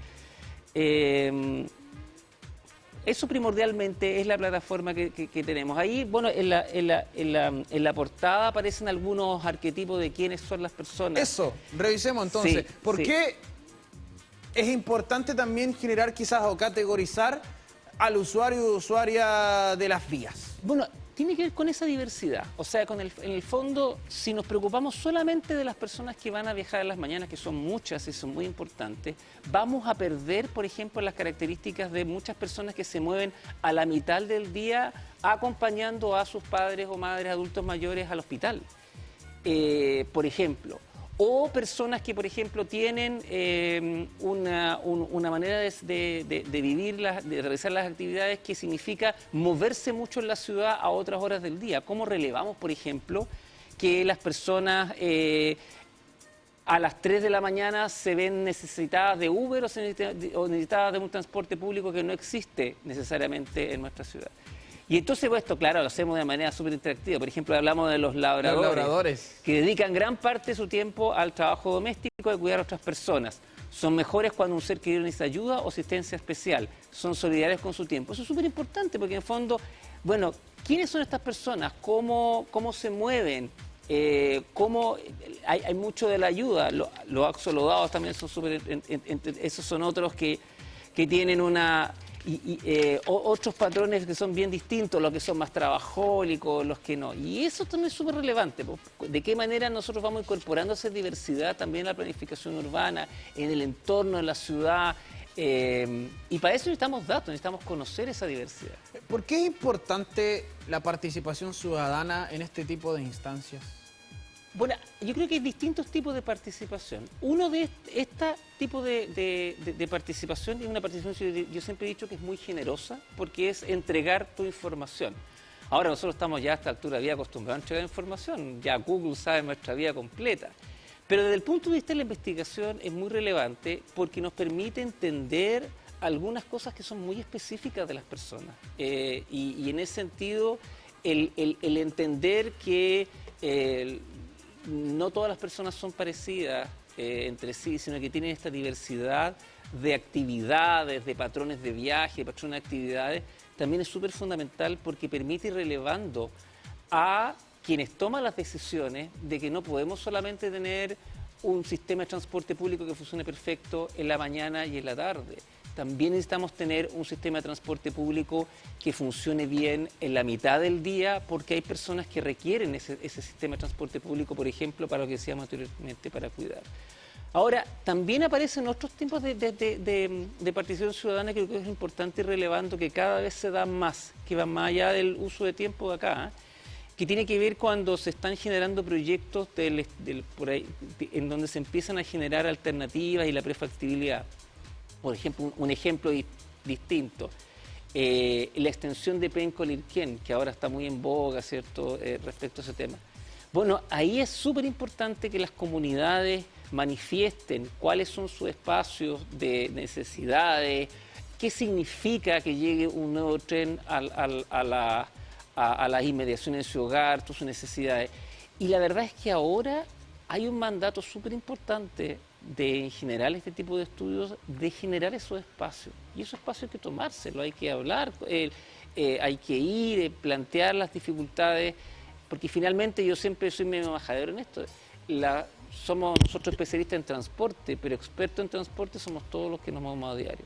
Entonces, ir mostrando esa experiencia que es muy diversa, yo creo que le hace bien también a quienes toman las decisiones y quienes estudian nuestro sistema de transporte y nuestra ciudad. En torno también al tema cultural, en general, a la persona, y lo que mencionó cuando estábamos revisando un poco la app, que poder, a través de estos nuevos mecanismos para poder capturar un poquito la información de las personas, considerar algunos temas que no se habían visto antes. Totalmente. Con un espectro más grande. También, ¿cómo eso permite contrastar datos con lo que ya hay disponible? Mira, por ejemplo, y volviendo al ejemplo de los cuidados, en las encuestas más tradicionales de viajes, los propósitos de viajes de cuidado estaban escondidos como otros. Y ahí, junto con muchas otras cosas más, levantar ese propósito y decir, mira, a ver, ¿cuánta gente realiza viajes de cuidado, actividades de cuidado? Es súper, súper clave. Y de hecho, datos que uno puede ahora tener con mayor propiedad, puede decir que la verdad que los cuidados puede ser la principal o la segunda principal propósito de actividades de viajes en la ciudad. Y ahí te cambia completamente el panorama. Porque también te cambia el decir, ¿sabes qué? Yo no puedo solamente proveer un sistema de transporte público, pensar en la ciudad para quienes trabajan, sino que también para quienes cuidan. Hay un ejemplo, sí. Hay una encuesta muy interesante que realiza el Instituto Nacional de Estadística, que es complementaria a esta, que es la encuesta nacional de uso de tiempo. Y ahí, por ejemplo, se comparan los tiempos dedicados al trabajo, se compara entre hombres y mujeres. Y hay una diferencia súper importante. Este gráfico a veces cuesta un poquito leerlo, pero pensemos ahí en naranjo aparece las horas semanales de trabajo dedicadas por los hombres versus las mujeres. Y eso tiene que ver también con algunas cosas que tienen que ver con la sociedad. En el fondo abajo de edad, ¿no? Abajo de edad. Y abajo está la edad, ¿cierto? Claro, abajo de edad. Abajo la edad, y este es cuántas horas dedica. Entonces, si te fijas aquí en este momento, en general, hay muchas más horas que las mujeres dedican que los hombres dedican a trabajar, pero aquí lo interesante viene el rosado. Fíjate que hay los trabajos del cuidado en hombres versus mujeres es casi la mitad. O sea, y eso es una cosa muy constante cuando uno mira los usos de tiempo. Las mujeres tienden a tener una carga bastante fuerte de horas de cuidado respecto a los hombres. Y eso es el tipo de cosas que son importantes de relevar, que no necesariamente la miramos en los viajes. También en términos, fíjate que hay un tema también etario, pero lo más importante es la diferencia entre hombres y mujeres acá, en términos de las horas. Fíjate que lo otro interesante, que pasa medio piola, pero que no es menor, las horas. Sí. Fíjate que en el fondo también tiene que ver con las horas de sueño. Es una cuestión que se ha visto con datos chilenos y también en otros países, donde las mujeres tienen que dormir menos, tienen esta doble carga, ¿cierto?, de cuidado y de trabajo. Y relevando eso también es importante, porque también significa, oye, cosas tan sencillas como el diseño del sistema de un bus. Yo no puedo tener un bus que, por ejemplo, la vieja historia, cuando se colocaron torniquetes en los buses. No, perfecto, vamos a ver la evasión, ni un problema. Bueno, pero los torniquetes significaban que muchas personas que andaban con bolsas de compras, que andaban cuidando niños, que andaban con muletas, simplemente tenían muchos problemas para moverse. A mí me tocó. Una vez estuve fracturado un verano y tenía que moverme desde la Florida hasta el centro, bueno, hasta donde está la clínica Metz, no me acuerdo en qué comuna, y me tocó. Con torniquetes tenía que pasar con las muletas, yo no podía pisar, entonces tenía que pasar las muletas, tenía que pasar la muleta a mi primo que me ayudaba para después avanzar. Al final decidíamos usar colectivo, pero tampoco era muy agradable el viaje, entonces... Bueno, me pasó. Había una radio antigua que me gustaba mucho que hablaba de la inmensa minoría. Claro. Y yo creo que esta cuestión precisamente es eso, es relevar la inmensa minoría, no el hombre de 30 años ágil que se mueve por la ciudad, sino que una gran diversidad de personas, de necesidades. Y eso lo relevamos a través del tiempo, no solamente a través de los viajes que realizan. Y un poco esa también es la motivación que hemos tenido en nuestra investigación y en plataformas como esta.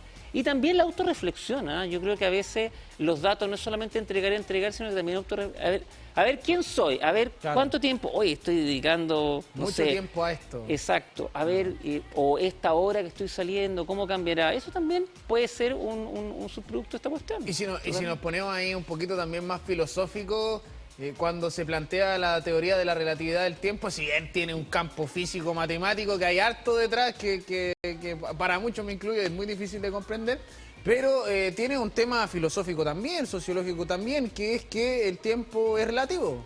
Y ahí muchas veces nosotros no nos damos cuenta cuánto tiempo estamos dedicando a tal actividad, y a lo mejor es mucho más de lo que uno cree, a lo mejor ni siquiera le tenemos la consideración en cuantificable ni tampoco cualitativamente de lo que significa dedicarle tiempo a una actividad o a otra. Fíjate que hay un concepto súper interesante de la sociología, pero que también se trabaja en transporte, que es la pobreza del tiempo, y que tiene que ver con cuánto tiempo tú tienes disponible luego de tus responsabilidades de subsistencia y de cuidados.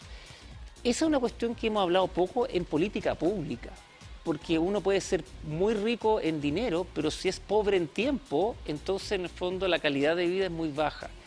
A veces lo que ocurre, la verdad, desgraciadamente, es que a una parte importante de las personas de ingresos más bajos también tiene pobreza de tiempo. Entonces, fíjate que empiezan a abrirse otras preguntas también de política pública. ¿Cómo yo genero mayor riqueza de tiempo? Y eso a veces tiene que ver, como por ejemplo lo que pasa en Bogotá, con las manzanas de cuidado, que son espacios que son pensados primordialmente para mujeres cuidadoras, para que puedan realizar algunas actividades domésticas, cuidar a sus hijos, pero también interactuar y tener ciertos espacios de diversión.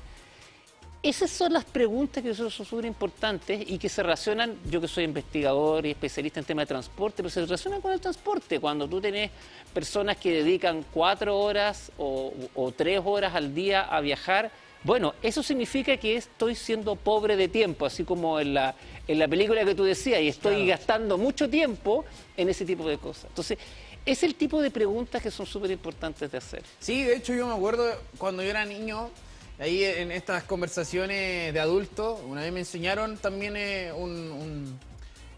cómo era una perspectiva de la vida, que si pudiese ser categorizada en 3 grandes pilares: tiempo, dinero y juventud. Cuando uno es joven, tiene tiempo, pero no tiene dinero, porque el dinero es de los padres, en este caso no es propio, y tiene juventud. Luego uno crece, tiene juventud, tiene dinero, pero no tiene tiempo.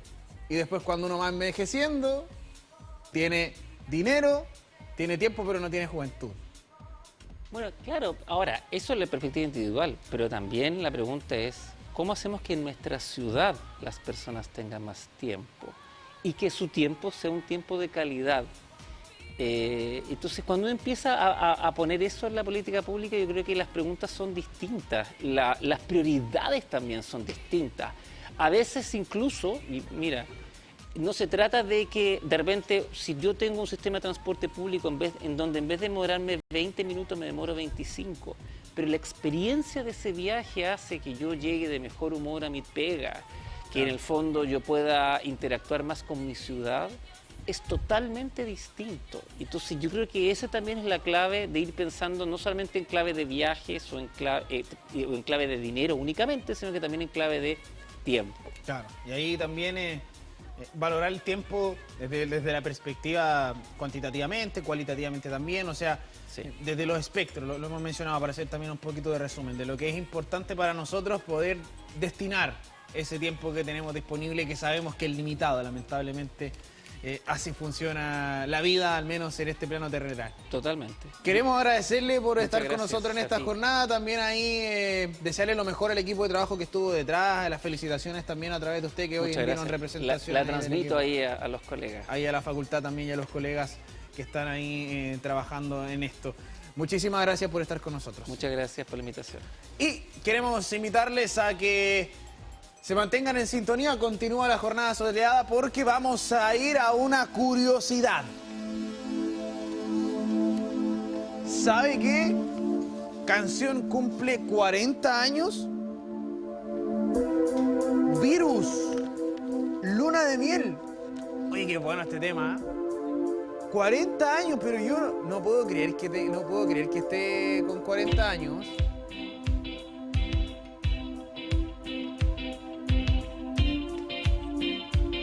Escuchemos un poquito.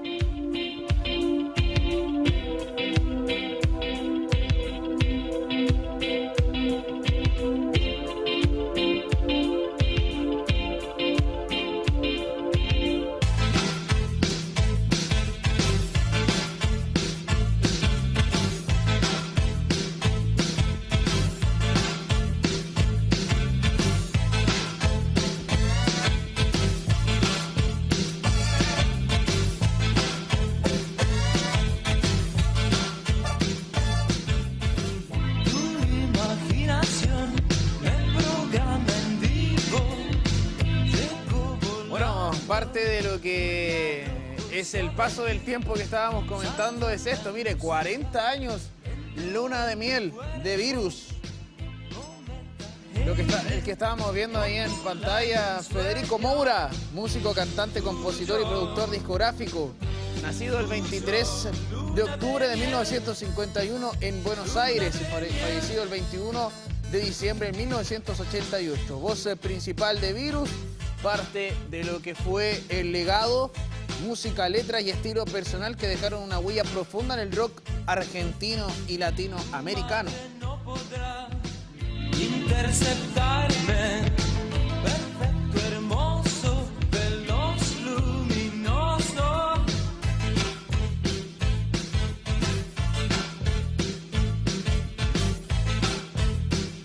Ahí está parte de las curiosidades que le presentamos, son estas canciones que van cumpliendo una cierta cantidad de años. Oye, yo no puedo creerlo, yo te lo juro que hay cosas que uno también va averiguando cuando estamos en estos procesos. Ahí nuestra Verónica Contreras está realizando la producción y nos comenta un poco también, oye, mira, vamos a ir con este tema, o leo la pauta. Yo no hay algunas canciones que la verdad que yo ni siquiera creo cuánto tiempo ha pasado, porque han estado siendo parte. Imagínense, esta canción yo la escucho desde que tengo uso de razón, pero 40 años me parece excesivo, mucho. Bueno, parte de lo que es el tema del tiempo que estábamos conversando anteriormente. Está ya con nosotros Paul Calderón, divulgador de EDACATA, candidato a doctor en Ciencias Físicas de la Universidad de Concepción. ¿Qué tal, Paul? ¿Cómo estás? Muy bien, gracias por la invitación y bueno, saludos a todas las personas que nos están acompañando el día de hoy en esta transmisión. Se revelaron estructuras ocultas en las primeras galaxias del universo, parte de lo que había sido también el trabajo de un académico acá de la Universidad de Concepción, que ha estado con nosotros también, parte del departamento de astronomía de la universidad también. Cuéntanos un poco de qué se trata esto. En efecto, este proyecto está dirigido por el profesor Rodrigo Herrera, que es un académico del departamento de astronomía, o sea, es un miembro local. Y el proyecto es bastante interesante porque está estudiando casi cómo se ensamblan y nacen las galaxias justo después de que ocurre el Big Bang. 1000 millones de años después de que ocurre el Big Bang. A escala del universo, eso es muy cercano al Big Bang. O sea, que son galaxias que se formaron en un universo muy joven. Y aquí es importante entender qué es lo que hicieron ellos para también aprender un poco de lo que se acaba de descubrir, porque ellos, liderando este proyecto llamado Cristal, que estudia galaxias, el gas frío en galaxias muy jóvenes, ellos utilizaron observaciones de las antenas que se encuentran aquí en el norte de Chile, el proyecto ALMA, el cual es el radiotelescopio más potente que se dispone hasta en la actualidad. Este telescopio buscó líneas muy específicas de un elemento que es el carbono 2 veces ionizado. ¿Qué quiere decir eso? Que a este átomo de carbono se le robaron 2 electrones. Este átomo de carbono 2 veces ionizado suele aparecer en el gas frío que se encuentran en las galaxias en formación, o sea, este gas tenue y el polvo tenue que está y el frío que está en las galaxias, que luego por atracción gravitacional se va comprimiendo y va formando estrellas. ¿Qué más hicieron ellos? Tomaron datos del telescopio James Webb y del Hubble en infrarrojo, que nos da otra información distinta, nos muestra las estrellas en galaxias muy lejanas, porque cuando vemos galaxias que están muy lejos, que quiere decir que están en el tiempo más atrás, o sea que son casi en la época cercana al Big Bang, la luz se atenúa debido a la expansión del universo y se va corriendo al infrarrojo. Entonces necesitamos observar en el infrarrojo para ver las luces de esas estrellas. Al estudiar el gas observado por ALMA y la luz de las estrellas en el infrarrojo del Hubble y del James Webb, ellos lograron coincidir ciertos aspectos. Se dieron cuenta que donde hay mayor acumulación de gas, también está la formación de grandes cúmulos de estrellas naciendo. O sea que revela que este gas frío en un principio se acumulaba y comenzaba a formar grandes brotes de estrellas nuevas. A su vez también vieron que este gas frío presentaba cierta rotación, lo que muestra que posiblemente es el inicio de la formación de las galaxias espirales. Las galaxias espirales son estas galaxias que tienen como brazos, como la nuestra, que giran. Perdón. Esta rotación de este gas en estas galaxias iniciales puede ser el proceso por el cual se empezaron a formar estas galaxias espirales. Y a su vez, el gas era como muy extendido, más allá de los brazos, lo que puede indicar que más adelante ayude a formar nuevos brotes de estrella o es gas que se está expulsando por el viento estelar interno. Disculpen.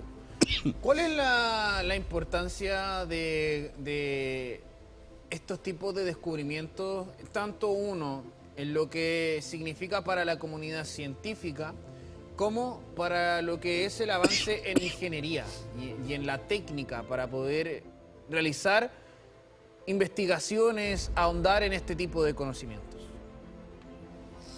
Principalmente a nivel de técnica, obviamente se tuvo que aprovechar al máximo la capacidad del radiotelescopio ALMA. Para poder detectar estas galaxias tan lejanas se requiere mucho tiempo de observación. Se tuvo que postular a un proyecto Millennium que ganó mucho tiempo de observación en el telescopio ALMA y se les dio un objetivo de 39 galaxias que ya previamente habían sido seleccionadas, que se sabían que estaban muy lejos, y se aprovechó grandes tiempos de observación en un punto muy específico donde estaban para observar estas galaxias y así integrar la mayor cantidad de luz, fotones en la longitud de onda de radio para hacer el mapa de distribución del gas. Luego el procesamiento de estos datos, eso también implica el desarrollo de software, algoritmos que permitan procesar y juntar toda esta data para que se pueda integrar y crear una imagen más clara de cómo es la distribución del gas de estas galaxias. Todo eso lleva desarrollo tecnológico, ya tanto de programación como de el uso de cómputo más avanzado. Ahora, el aprovechamiento al máximo del radiotelescopio ALMA, de los telescopios ALMA, también nos permite como que alcanzar lo máximo que nos puede entregar este instrumento. O sea, observaciones como este tipo, que implican mucho tiempo, pero a su vez que nos permite observar objetos extremadamente lejanos, nos da como el máximo potencial que podemos alcanzar de estos equipos. Es como sacar el mejor provecho de ellos. Y de cierto punto eso ayuda, porque entonces esta tecnología que se desarrolló para los telescopios ALMA están siendo aprovechadas al máximo. Los científicos la están llevando al máximo para poder entender el origen de las galaxias en el universo tan temprano. Y también da pie a que, bueno, para poder ir más allá, ¿qué necesitamos? Empiezan a pensarse qué tecnología se tiene que crear a futuro para poder ir un poco más allá de lo que nos entregan ya estos telescopios. ¿Qué significa el poder contar con estas 39 ejemplares, con estas 39 análisis también por cada una de su parte, en torno a lo que es la formación del universo? Una de las grandes dudas, que si bien tiene una teoría, la teoría del Big Bang, que es la que también sirve como base para que se genere este conocimiento, pero que también es uno de los grandes enigmas de cómo se forma el universo, cómo se llega también al punto en el cual estamos hoy en día.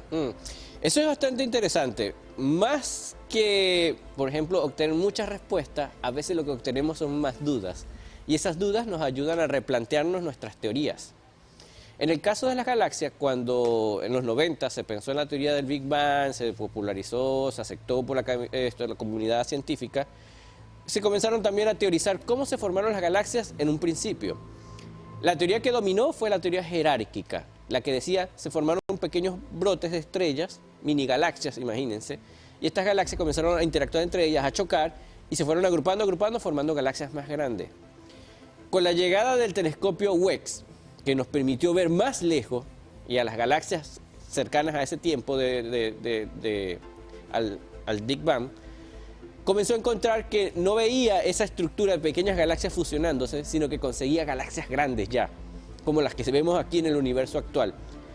Lo que implicó una gran duda de, oye, entonces nuestra teoría está bien o está mal, ¿por qué estamos consiguiendo estas galaxias ya bien formadas y no estas pequeñas galaxias formándose apenas? Con las observaciones de ALMA y estas 39 galaxias que se estudiaron, también se está viendo lo mismo, son estructuras ya bien formadas de galaxias grandes que están dando brotes de estrellas en su interior. O sea, nos está haciendo pensar, tal vez no se formaban las estrellas y se agrupaban en galaxias, sino que se agrupaba el gas y dentro de este gas se formaban las estrellas dentro allá de la galaxia, que era una galaxia llena y rica de gas y polvo. O sea, es una visión distinta, pero también nos sigue planteando preguntas de cómo se reunió todo este gas, cómo se forman estas estructuras tan grandes en un universo tan joven. Todavía no tenemos respuesta de eso y se está buscando mejorar la teoría de formación de galaxias para entender un poco cómo es este proceso, ya que las observaciones nos muestran algo muy distinto de lo que pensábamos antes. Entonces, además de respuestas, nos genera más dudas. Y así es la ciencia, buscar más allá para luego preguntarnos de nuevo, ¿cómo es esto entonces? ¿Y cuál es el rol que juega nuestro país? Porque a veces yo creo que lo pasamos por alto. El ser la capital mundial de la astronomía, que cada vez sean más los proyectos que se generen en torno a la ciencia, considerando algo que también hablamos durante esta semana, el poco apoyo a nivel estatal al desarrollo de espacios científicos, de la ciencia en general, producto también de lo que es el bajo ingreso monetario que hay para el desarrollo científico. Considerando estos avances que se producen acá, que se producen por investigadores chilenos también, entonces, la relevancia que tiene aquello. Sí, es bastante relevante. Bien, como lo dices tú, lamentablemente la comunidad científica chilena nos encantaría que se invirtiera mucho más en los proyectos que se desarrollan localmente, pero bueno, saber que aunque hay un pequeño financiamiento al cual se aprovecha al máximo también es de admirar, ya que aunque los fondos no son grandes, están las infraestructuras. Estos grandes telescopios se encuentran aquí en Chile y tener acceso a tiempo de observación de ellos, porque en eso es privilegiado la comunidad astronómica chilena, de que se les dona un porcentaje de tiempo de observación a los astrónomos que se encuentran investigando aquí en el país, y ese tiempo es aprovechado al máximo para poder investigar y descubrir cosas que no se habían descubierto, porque la formación de estas galaxias, tal cual como se estudiaron aquí en este proyecto Cristal, es nuevo. O sea, no hay otra investigación previa que nos mostrara algo como esto, cómo se formaban las estrellas dentro de estas grandes estructuras de gas frío. Nos demuestra que también hay muchos investigadores de calidad que le ponen mucho esfuerzo y que logran grandes proyectos a pesar de que, bueno, el financiamiento no es el más óptimo, pero aprovechamos, por ejemplo, el tiempo de observación y las infraestructuras que se encuentran aquí en los observatorios de Chile. Así que tal vez eso a la larga demuestre, ya sea a las instituciones que se encargan de financiar estos proyectos, de decir, vale la pena, hay que seguir financiando, hay que seguir haciendo crecer estos proyectos y podremos ver un cambio en el futuro. Bueno, Dios quiera. Y en torno a lo que es el conocimiento en sí de todo, contemplando todo, las dudas que se generan, los avances también que hay.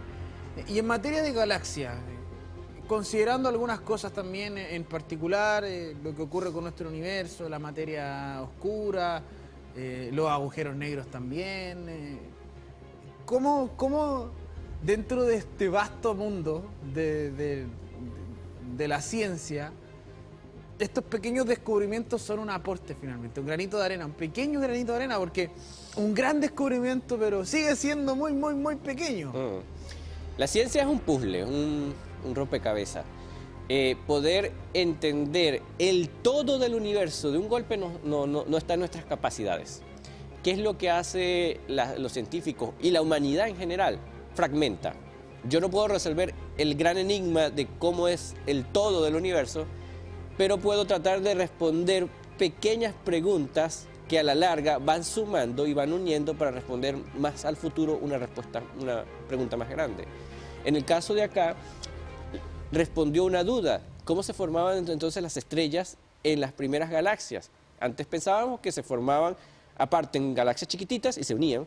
Ahora vemos que no, que ya desde estructuras muy grandes de gas y polvo, galaxias ya bien formadas, se forman los brotes de estrellas en su interior. Es una pequeña respuesta, pero que ya nos ayuda a entender un poco cómo se forman así las galaxias en el pasado. Y cómo luego extrapolamos eso a las galaxias actuales, cómo llegamos a las galaxias actuales. Son otras preguntas que vamos a ir respondiendo lentamente, pregunta a pregunta, y lentamente cada duda que vamos respondiendo va sumando para luego tener una gran teoría. Así pasó con muchas de las teorías. La teoría del Big Bang no fue alguien que se iluminó y dijo, no, hubo una gran explosión y pasó todo esto y contó toda una historia. No. Grupos de científicos comenzaron a ver, ¿qué pasa si agarramos esta teoría de la gravedad que inventó Einstein y tomamos las ecuaciones y echamos el tiempo para atrás? todo colapsa en un punto. ¿Y qué pasa luego con ese punto? ¿Qué podemos hacer? Bueno, si lo expandimos, podemos obtener esto y aquello que se ve en el universo. Pero eso no explica ciertas preguntas, como por qué tan uniforme el universo, por qué tiene la misma temperatura para donde quiera que observamos y cosas así. No sé. Pero más adelante llegó otro científico, yo creo que es por esto. Si expandimos más rápido el universo de lo que debería, puede responderlo. Y así sucesivamente salían preguntas que luego otra persona trataba de responderla y aunque era una pequeña respuesta, se sumaba a la gran duda que se tenía antes. Y lentamente se formó el concepto del universo que tenemos actualmente, que es la teoría del Big Bang. Pero ahora las observaciones que vemos nos vuelven a plantear dudas. ¿Y si esta teoría no está del todo bien? ¿Y si solo es una aproximación a lo que en verdad pasó?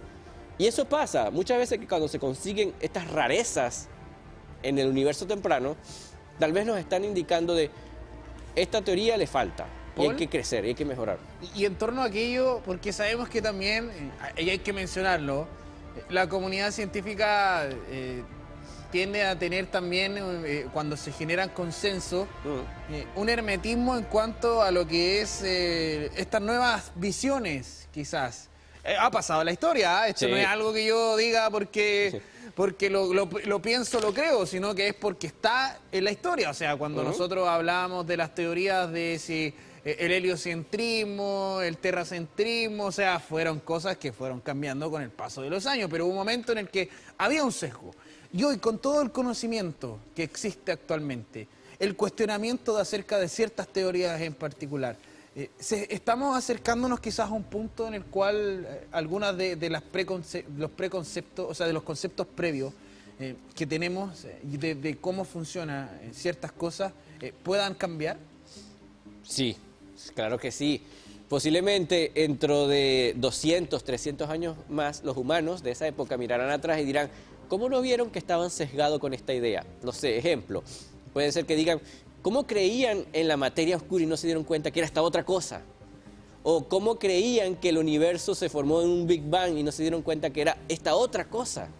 Sí, puede ser que en la actualidad nuestra teoría no sea la correcta, pero como tiene mucho respaldo, la comunidad científica la apoya y la mantiene. Hasta que aparezca algo que nos diga, oye, no es así. Esta otra nueva teoría explica todo lo que tú ya viste con la tuya, y explica más allá que la tuya que no puede. Y eso es así porque nuestra teoría del Big Bang todavía no explica muchas cosas que observamos. Hay muchas cosas que se observan y decimos, no sé cómo es esto, y nos tenemos que inventar teorías exóticas para tratar de parcharla. Lo que implica que necesitamos tal vez en el futuro cambiar esa idea, ese concepto. Y eso implica la ciencia. La ciencia no es que no se equivoca, la ciencia se puede equivocar. Pero a diferencia de las demás estructuras o, ¿cómo decirlo?, instituciones humanas, la ciencia se replantea y permite poder discutir más adelante con otras investigaciones la duda de esto es correcto, probémoslos. Y si alguien o un grupo de científicos logra demostrar con evidencia sólida de que esta idea que teníamos previa no funciona, sino que funciona mejor esta otra, la comunidad científica la terminará aceptando. No es un proceso instantáneo, no es que salió un paper diciendo el universo es así, no era un Big Bang, era otra cosa, y todos lo aceptamos de una, no. La humanidad siempre tiene resistencia al cambio, pero las evidencias científicas terminan siempre dominando, y esa es la ventaja de la ciencia. La ciencia se puede cuestionar y puede automejorar y cambiar sus ideas. No es instantáneo, no, pero siempre ocurre. Como vemos, en el pasado creíamos en el heliocentrismo, en el geocentrismo, pasamos al heliocentrismo, después creíamos que nuestro sistema solar era todo el universo, nos dimos cuenta que había más estrellas más lejanas, después pensamos que nuestra galaxia era todo el universo, después llegó Hubble y dijo, no, hay otras cosas afuera que también son galaxias, expandió nuestra idea del universo. Después dijimos, bueno, hasta aquí es nuestro universo, después observamos mucho más allá y así sucesivamente nuestro concepto han ido cambiando. Como digo, en 200, 300 años la humanidad va a mirar a nosotros, a nuestras investigaciones actuales y dirán, ¿cómo no lo vieron? Pero en eso consiste la ciencia, en tropezar, probar, volver a replantearse y seguir adelante. Esos humanos de 200 o 300 años van a tener la respuesta gracias a que nosotros empezamos a hacer preguntas y a dudar también de nuestras teorías. Lentamente, pero lo hacemos. Paul, queremos agradecerte por tu tiempo, por estar aquí con nosotros en esta jornada y también dejarle la invitación a la gente que vaya a leer en noticias.udec.cl. Está toda la información también acerca de este y todos los proyectos que se generan a nivel universitario. Además de invitarle a este espacio de los días viernes donde le tenemos actualización del mundo de la astronomía. Muchas gracias, Paul. Gracias a ustedes. Queremos invitarle a una breve pausa comercial. Ya vamos también a retomar nuestro programa. Vamos por breves minutitos y ya regresamos con más. Preparo un nuevo viaje, empaco dudas y ansiedad, vueltas dan peajes. El día de hoy vamos a estar con una cantautora chilena que ha realizado presentaciones en Chile, México y por supuesto ha recorrido nuestro país. La conversa hoy es con Rocío Peña. No se lo pierdan este viernes, un podcast de Medios UDEC. Nos vemos.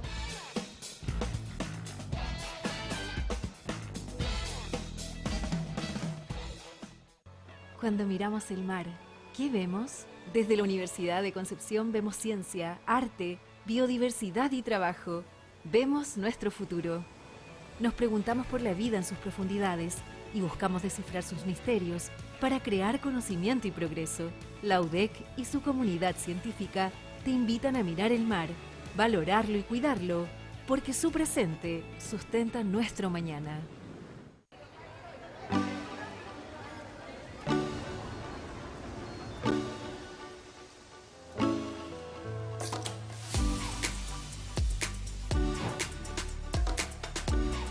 Si es para poder avanzar en cuanto a la línea o al puente, es maravilloso porque vamos a tener un puente para muchos años más, considerando que el puente que nosotros teníamos actualmente ya está viejito.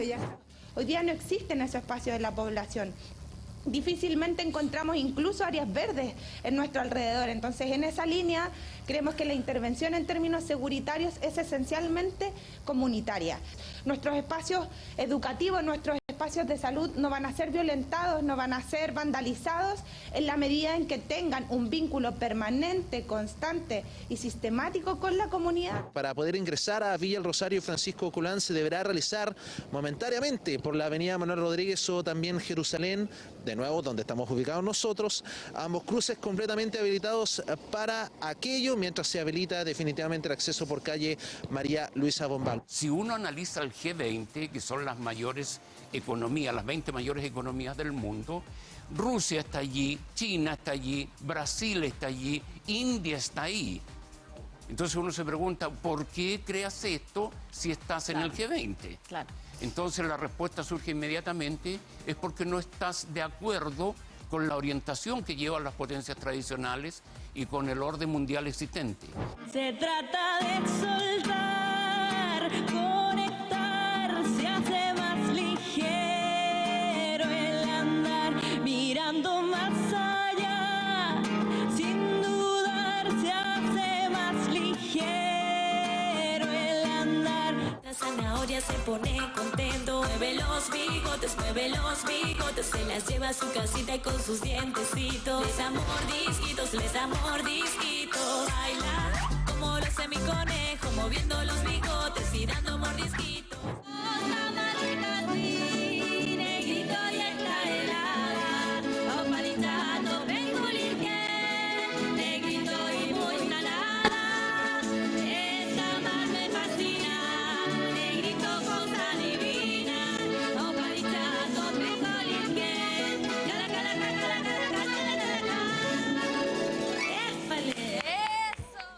De lunes a viernes. Desde las 9 de la mañana hasta la 1 de la tarde, matinal siempre juntos, el matinal de TVU.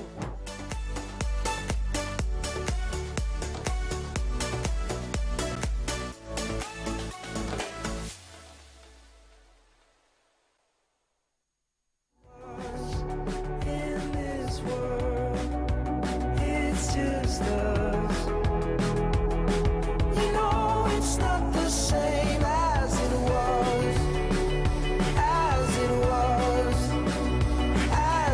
nosotros ya vamos llegando al fin de nuestro programa de la jornada de hoy. En este día viernes queremos desearle que tenga un muy buen fin de semana, que sea lleno de descanso y recordarle que mañana también estaremos nosotros con programación Conéctate y además una nueva edición de TV Noticias Central. Y hoy a las 20 horas también estaremos ahí con un casi reportaje de lo que está ocurriendo con el tema de los buses. Acompañamos a Hidrimidia, quien es parte de la Unión Comunal de Adultos Mayores de Chihuayante y además presidenta de la Federación de Adultos Mayores acá en la región del Biobío. La acompañamos porque, bueno, la cantidad de accidentes que hay, el poco respeto que hay por el adulto mayor, para ver un poco en terreno. ¿Y sabe qué nos ocurrió?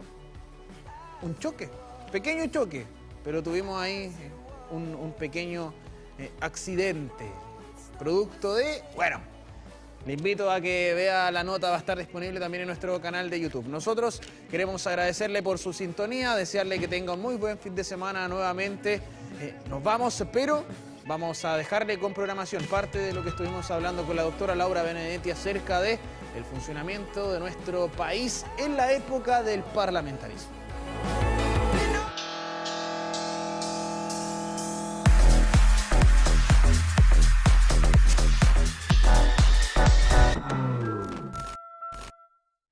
Doctora Laura Benedetti, docente en Historia de la Universidad de Concepción, ¿qué tal? ¿Cómo está? Muy bien, Matías, muchas gracias. Doctora, lo habíamos conversado también un poquito la semana pasada, lo dije también aquí en la previa cuando estábamos revisando la contingencia. Vamos a hablar del parlamentarismo, pero primero queremos que nos haga un contexto, que nos sitúe también para poder comprender lo que va a ser parte de esta jornada. Bueno, debemos pensar que tras la abdicación de O'Higgins se inaugura en Chile una fase que se denomina ensayos constitucionales, desde 1823, y efectivamente son pruebas de distintas formas de construir y administrar un Estado naciente. Y ahí vamos a encontrar tres ensayos, al menos los de mayor importancia, que se manifiestan en constituciones y en leyes. La constitución moralista, que poco o nada tenía que ver con la idiosincrasia nacional, las leyes federales que buscaban imitar a Estados Unidos y la constitución liberal de 1828, que era una constitución, y es una constitución, como dice Gabriel Salazar, la única fruto de una asamblea de ciudadanos. Esa constitución liberal es suprimida tras la Revolución Pelucona, que va a llevar a este bando conservador al poder en 1830 y de cuyos gobernantes, particularmente durante el gobierno de José Joaquín Prieto, se redacta la Constitución de 1833, una constitución que para algunos, entendiendo que la historia es una interpretación, es la que le ha dado forma y estabilidad a nuestro desarrollo político institucional. Para otros, una constitución autoritaria, que si bien consagra la división de los poderes del Estado, hace del poder ejecutivo el poder más fuerte, el resorte de la máquina, un poco parafraseando a Diego Portales, que no es el redactor de la Constitución, porque muchos dicen, la Constitución de Portales. No, Portales no es el redactor de la Constitución, se dice que sus ideas de un presidencialismo o de un poder ejecutivo fuerte están en sintonía con lo que él concebía, ¿cierto?, como poder y como práctica política. Ahora, debemos pensar que Chile establece una división de los poderes del Estado, pero con un poder ejecutivo muy robusto, en el sentido que es un poder que goza de facultades extraordinarias durante gran parte del siglo XIX, y en el cual el poder legislativo, compuesto por senadores y diputados, tiene algunas facultades como por ejemplo las leyes periódicas, fundamentalmente las vinculadas al presupuesto de la nación.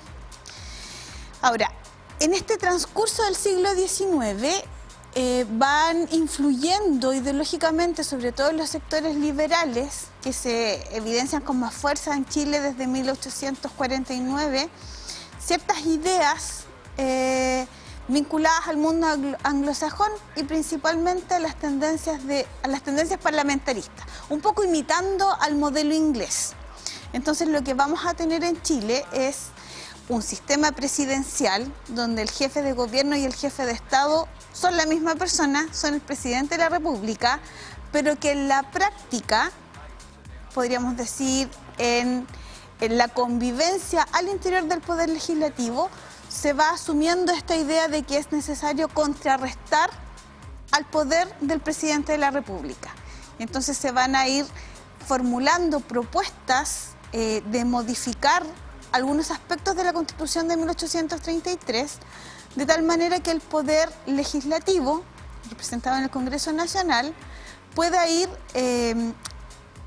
incidiendo de mayor manera en las decisiones políticas, pero nunca desplaza al Poder Ejecutivo. Por eso es que en realidad el parlamentarismo en Chile se habla de un parlamentarismo a la chilena. Claro. Ya es como una interpretación y una aplicación del parlamentarismo clásico, pero de acuerdo a nuestra realidad.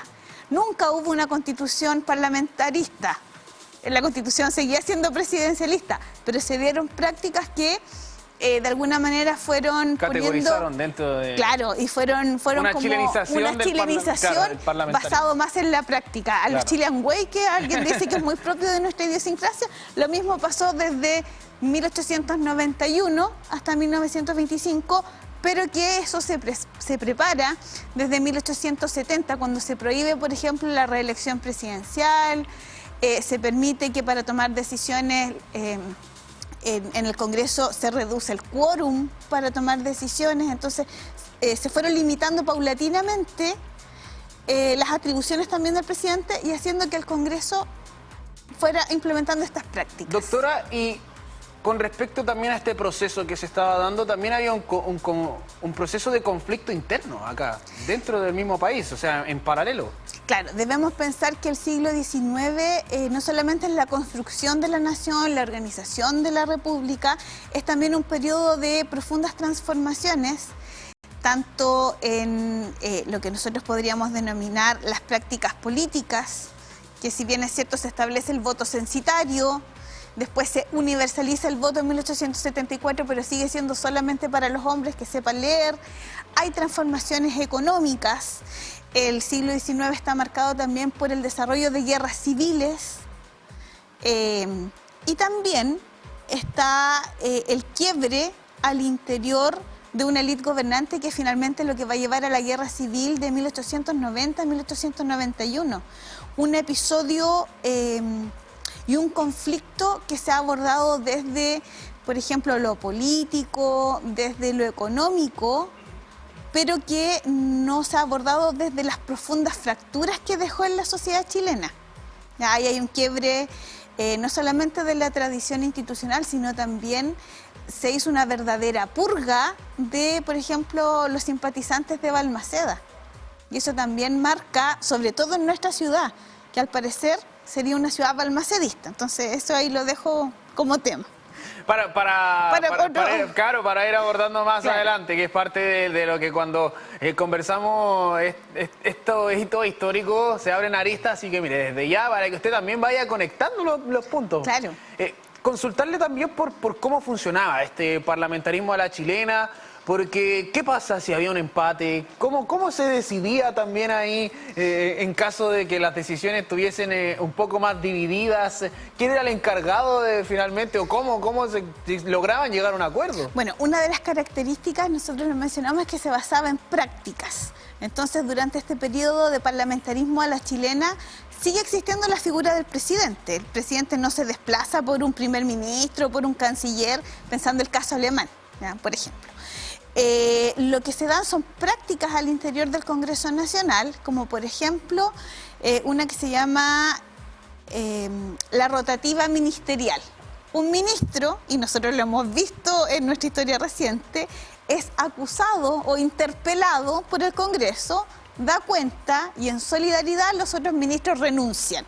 Entonces eso explica, ¿cierto?, una rotativa como una forma de ir limitando tal vez este presidencialismo. Otra práctica... ¿Y era muy común? Era muy común. Era de muy hecho, común. hay una estadística, se hace una estadística de esas rotativas ministeriales. Entonces nosotros tenemos que pensar lo que significaba, por ejemplo, que sacaran permanentemente a los ministros. Claro. No hay ningún proyecto que se pueda consolidar. Otra práctica, y tal vez un ejemplo de ello es que una ley se podría demorar 20 años en su aprobación, es lo que se llama la inexistencia de la clausura de debate. No se llegaba a acuerdo, entonces quedaba abierto el tema y las leyes podían dormir hasta 20 años. Y eso va a explicar por qué después cuando ocurre el ruido de sable, rápidamente se despachan leyes que estaban dormidas hace bastante tiempo. Pero principalmente yo me atrevería a decir que esos eran los dos prácticas más comunes, la rotativa ministerial, la inexistencia de la clausura de debate y otras prácticas que eran muy propias de Chile como el cohecho. Eso mismo, el intervencionismo electoral. Iba a preguntarle, me leyó la mente. El intervencionismo electoral, y eso que no tengo la muela, sí. Estamos conectados ahí. El intervencionismo electoral siempre se dio en Chile, y voy a ser enfática, en este Chile del siglo XIX el intervencionismo se daba, por ejemplo, desde el comprobar el hecho que sabías leer y escribir.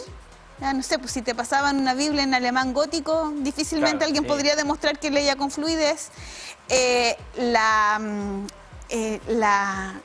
robo de los votos, la compra de votos. Por eso es que después eso, en los años 20 en Chile, se va a criminalizar. El cohecho es un delito, ¿ya? Claro. Pero eso era muy común, era muy común. Y esto de que se robaban los votos, aparte que el sistema electoral era un sistema bastante anquilosado.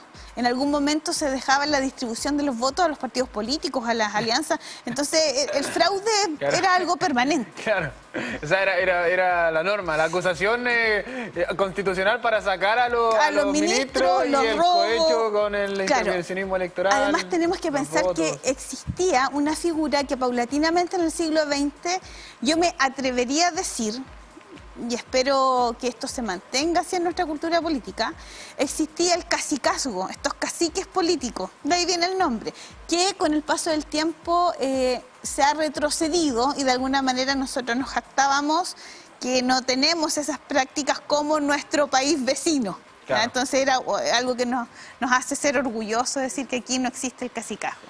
¿Qué roles jugaron, por ejemplo, Jorge Montt, Arturo Alessandri en este tema del parlamentarismo?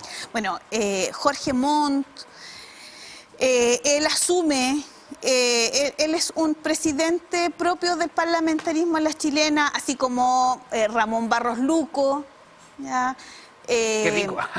Y de hecho, bueno, el sándwich viene, ¿cierto?, por los gustos. Ellos siguen siendo presidentes de la República y aquí el punto de inflexión es Alessandri.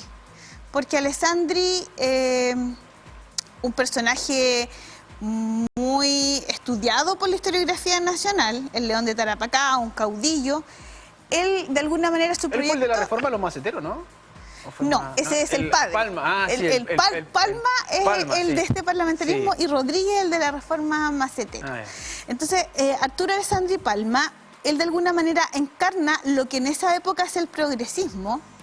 Es la primera campaña política, me atrevería a decir, moderna, así que también ahí se lo dejo a los medios de comunicación del siglo XX. Va a ocupar una canción de moda, El Cielito Lindo, la adapta para su campaña política, ocupa la radio y él en su programa de gobierno de alguna manera está el poner fin al parlamentarismo, porque en definitiva lo que... Con estas prácticas de la inexistencia de la clausura de debate, la obstrucción parlamentaria, impide avanzar, impide la aprobación de leyes para solucionar situaciones en este Chile que está marcado por la cuestión social. Entonces Alessandri dice fin al parlamentarismo y fin a la cuestión social por la vía legal. Pero él mismo se ve enfrentado a esos propios vicios del parlamentarismo, de un Congreso dormido que se le presenta en la caricatura política. Pero hay que ser justo también, las primeras leyes sociales, y lo digo porque a mí me interesa el tema, se aprueban durante este periodo parlamentario. Y ahí también, ¿cómo reaccionaba la ciudadanía? Recordar que En este tiempo había mucho letrado, lo comentamos anteriormente, mucho analfabeto también. Y eso era muy fácil, era muy fácil de manipular, considerando también que estaba recién el tema del voto universal masculino. ¿Cómo reaccionaba también un poco la ciudadanía ante normativas legales que eran prácticamente décadas de poder ver a que se desarrollara algo? O sea, un desarrollo muy entrampado del país. Bueno, aquí debemos ser justos en mencionar que si bien esa es la realidad en el Congreso, donde hay una obstrucción parlamentaria, donde sabemos que el Ejecutivo se ve afectado por la rotativa ministerial, de manera paralela a eso tenemos un movimiento obrero muy organizado, que va creciendo. Por lo tanto, con este voto universal masculino, es el espacio propicio para que se organicen y se vayan haciendo visibles las propuestas políticas desde el mundo obrero y para el mundo obrero. Es curioso decirlo, pero en Chile el mundo obrero va a levantar como candidato presidencial a un médico, ¿ya? En los años 20. Por lo tanto, desde el mundo obrero van a venir las primeras críticas y las primeras reacciones también. No olvidemos que figuras como Malaquías Concha, que es muy importante para nuestra historia regional, el propio Luis Emilio Recabarren, le hacen un guiño y ellos toman la bandera de este movimiento obrero, que no solamente van a pedir educación, van a pedir reformas profundas en la institucionalidad y también van a exigir y van a dar cuenta también de un cambio y de una conciencia mucho más politizada en estos sectores. Y ahí el paso de los años, ya también, bueno, la llegada de Alessandri, el paso también ya de la llegada de los procesos constitucionales, ¿hubo algún cambio considerando ya que existía este antecedente del intervencionismo, del cohecho, de las acusaciones constitucionales? ¿Qué cosas, por ejemplo, se mantuvieron hacia el futuro y qué cosas cambiaron? Bueno, de alguna manera el ruido de sables de 1924 fue el punto de inflexión. Este ruido de sables va a marcar la primera intervención militar en el siglo XX, buscando y con un discurso de restauración, de fomento de la nación, de preocupación también por los sectores populares, y eso explica, por ejemplo, cómo a la legislación social existente que data desde 1904 en adelante, 1906, vivienda obrera, se va a crear, por ejemplo, el seguro obrero, respondiendo un poco y en parte a esa demanda de los sectores obreros, que también va a generar mucha controversia, ¿ya? Hay que decirlo, no es la solución completa, no es la paz social. Sin embargo, de alguna manera, la legislación social que se aprueba, posteriormente la Constitución del 25, un código laboral que se va a aprobar, que se va a implementar en los años 30, va a ir configurando una nueva institucionalidad amparada también en la emergencia de nuevos partidos políticos y en cómo el proyecto de una élite tradicional del siglo XIX, de una oligarquía, se va a ver cuestionada, por ejemplo, con la Gran Depresión. La Constitución del 25, que va a regir, ¿cierto?, en nuestro país hasta 1973, inaugura lo que podemos denominar un Estado con compromiso social. No podemos hablar de que establece un Estado del bienestar en un sentido completo, pero sí con responsabilidad social. Por lo tanto, ese ya es un guiño, un muy buen guiño a un cambio con respecto al Estado liberal. Vamos a tener también una tradición obrera vinculada a la primera central, que es la Federación Obrera de Chile. Y dentro del mundo obrero vamos a identificar distintas tendencias. Los sindicatos propiamente tal, la continuidad de las sociedades mutualistas vinculadas a los sectores artesanales, al obrerismo ilustrado. Vamos a tener también la adopción de nuevas ideologías que se van a plasmar dentro de este mundo obrero y que va a explicar su heterogeneidad. como por ejemplo del anarquismo, que en Chile sí existió, la organización del propio Partido Comunista, después de los años 30 el Partido Socialista. Entonces, de alguna manera, este cambio con la Constitución de 1925 no solamente es un triunfo desde el punto de vista institucional de un Estado que adquiere compromiso social, sino que dentro del mundo popular, el mundo obrero va en ascenso. Y eso explica por qué, por ejemplo, a finales de los años 30, en la elección de Pedro Aguirre Cerda, se habla, además de los partidos políticos, de la Central de Trabajadores de Chile, como un componente más dentro de un proyecto. Y de todo esto que hemos abordado, desde la perspectiva de la ciudadanía, desde la perspectiva de quienes estaban en el Parlamento, de quienes estaban en la presidencia, ¿cómo era también la conexión con la ciudadanía en general? Hasta el día de hoy se sigue criticando que hay ciertos políticos, parlamentarios, que no tienen una conexión con los territorios, con los lugares de donde son electos o de donde están haciendo la gobernanza local, alcaldes, alcaldesas, etc. Hoy en día existe esa crítica, pero en aquella época era mucho más marcada la diferencia, según lo que dicen algunos autores también, lo elitista, lo oligarca, claro. Era algo que era una tónica. Yo me atrevería a decir que es un resabio, que claro, tiene nuevos tintes actualmente, pero... pero hay algo similar. Bueno, yo creo que el cacicazgo nunca se eliminó, ¿ya? Y eso explica por qué figuras clave, desde el abuelo, el bisabuelo, siempre fueron... quienes terminaron siendo electos, ¿no? Claro. Entonces yo me atrevería a decir que a pesar de las transformaciones, a pesar de la sanción, por ejemplo, al cohecho, la figura del cacique político tal vez no es tan marcada como en otros países, pero está. La importancia de estas alianzas de familia, como muy propio de América Latina, está. Dentro de ese escenario, debemos pensar que los partidos políticos hacen un interesante trabajo a partir de organizaciones que son claves, como por ejemplo un partido conservador, un partido más vinculado con la Iglesia Católica, va a seguir ocupando el púlpito para la difusión de las ideas, y los otros partidos políticos también van a tener como sus grupos de interés.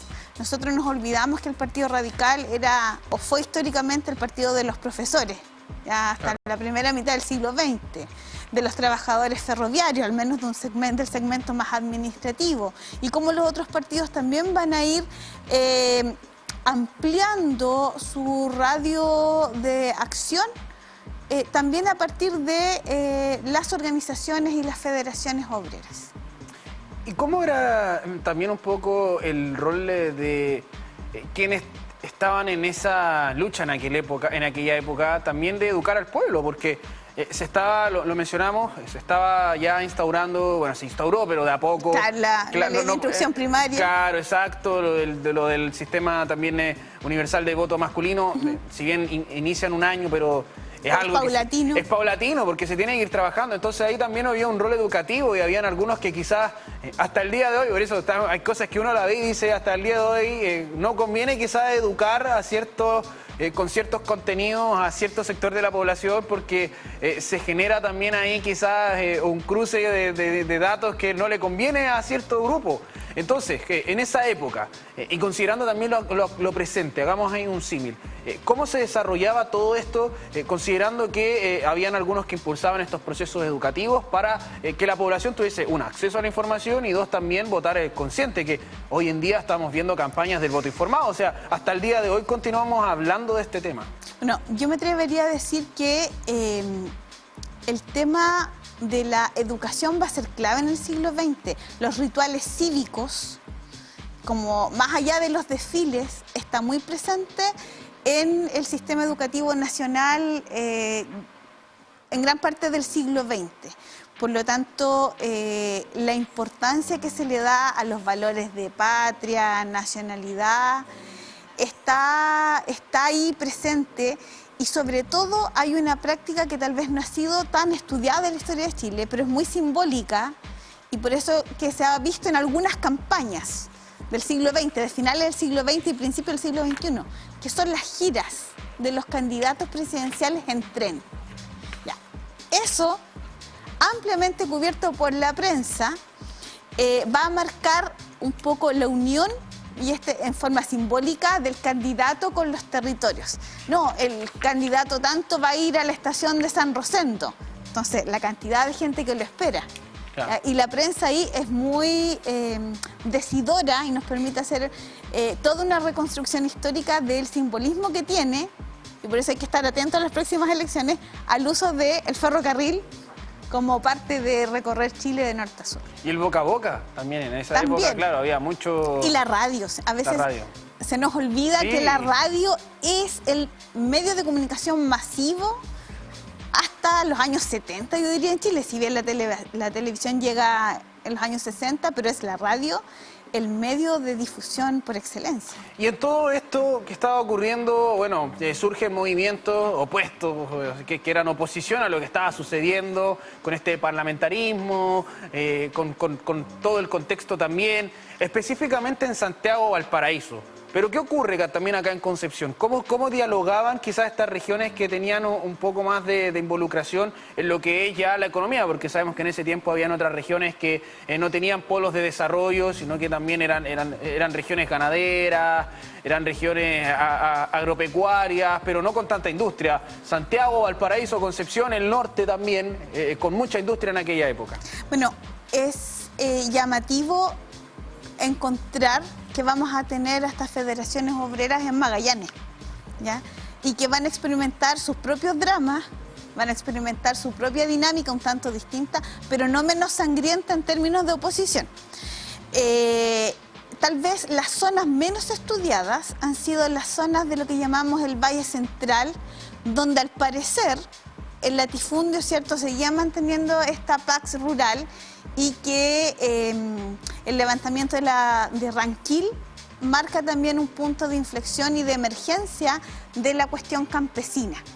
Efectivamente, el tema campesino no está dormido y Ranquil ahí marca la bandera roja para decirle a la clase gobernante: algo está pasando en el campo. Parece que la subversión está llegando también al campo. Sí, porque sangrienta, nos referimos a que en esta época, claro, la matanza de la Escuela Santa María, nos quedamos con aquella, pero ya hemos conversado también en otras ocasiones, se lo recordamos a la gente, que esto no fue lo único. O sea, claro, fue una de las que más simbólicas fue y de las que más se estudian, pero ocurrió esto en diversos lugares del país. Claro, Santa María de Iquique marca el primer ciclo, parafraseando al historiador Eduardo Deves, el primer ciclo de huelga.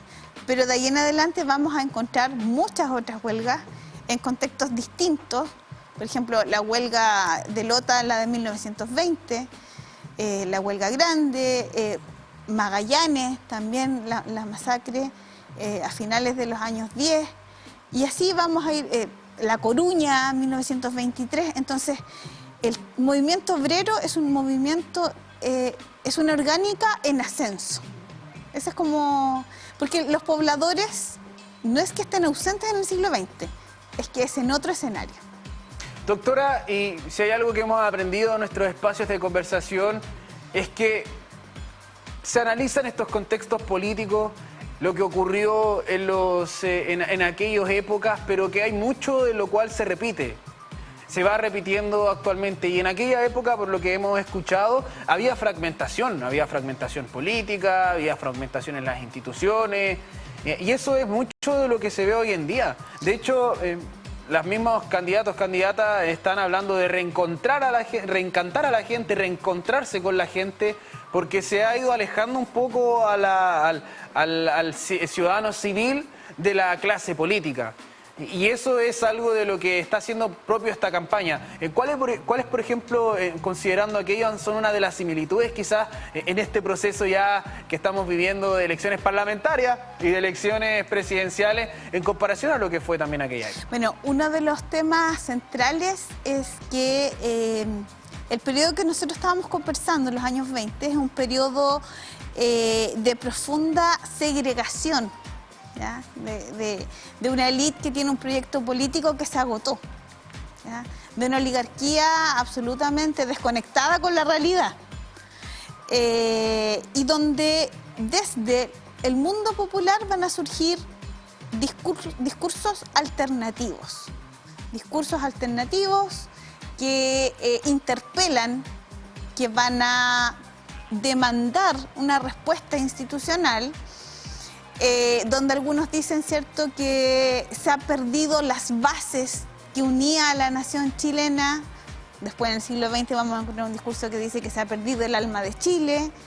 Entonces, yo me atrevería a decir, en la típica disyuntiva, si la historia es lineal o es cíclica, que cuando una sociedad está en crisis, cuando existe un agotamiento de un proyecto político país, se generan estas fragmentaciones, que más allá de interpretar, no sé, octubre del año 2019, sino que es un síntoma de algo. Y ese síntoma es cuál es el proyecto país.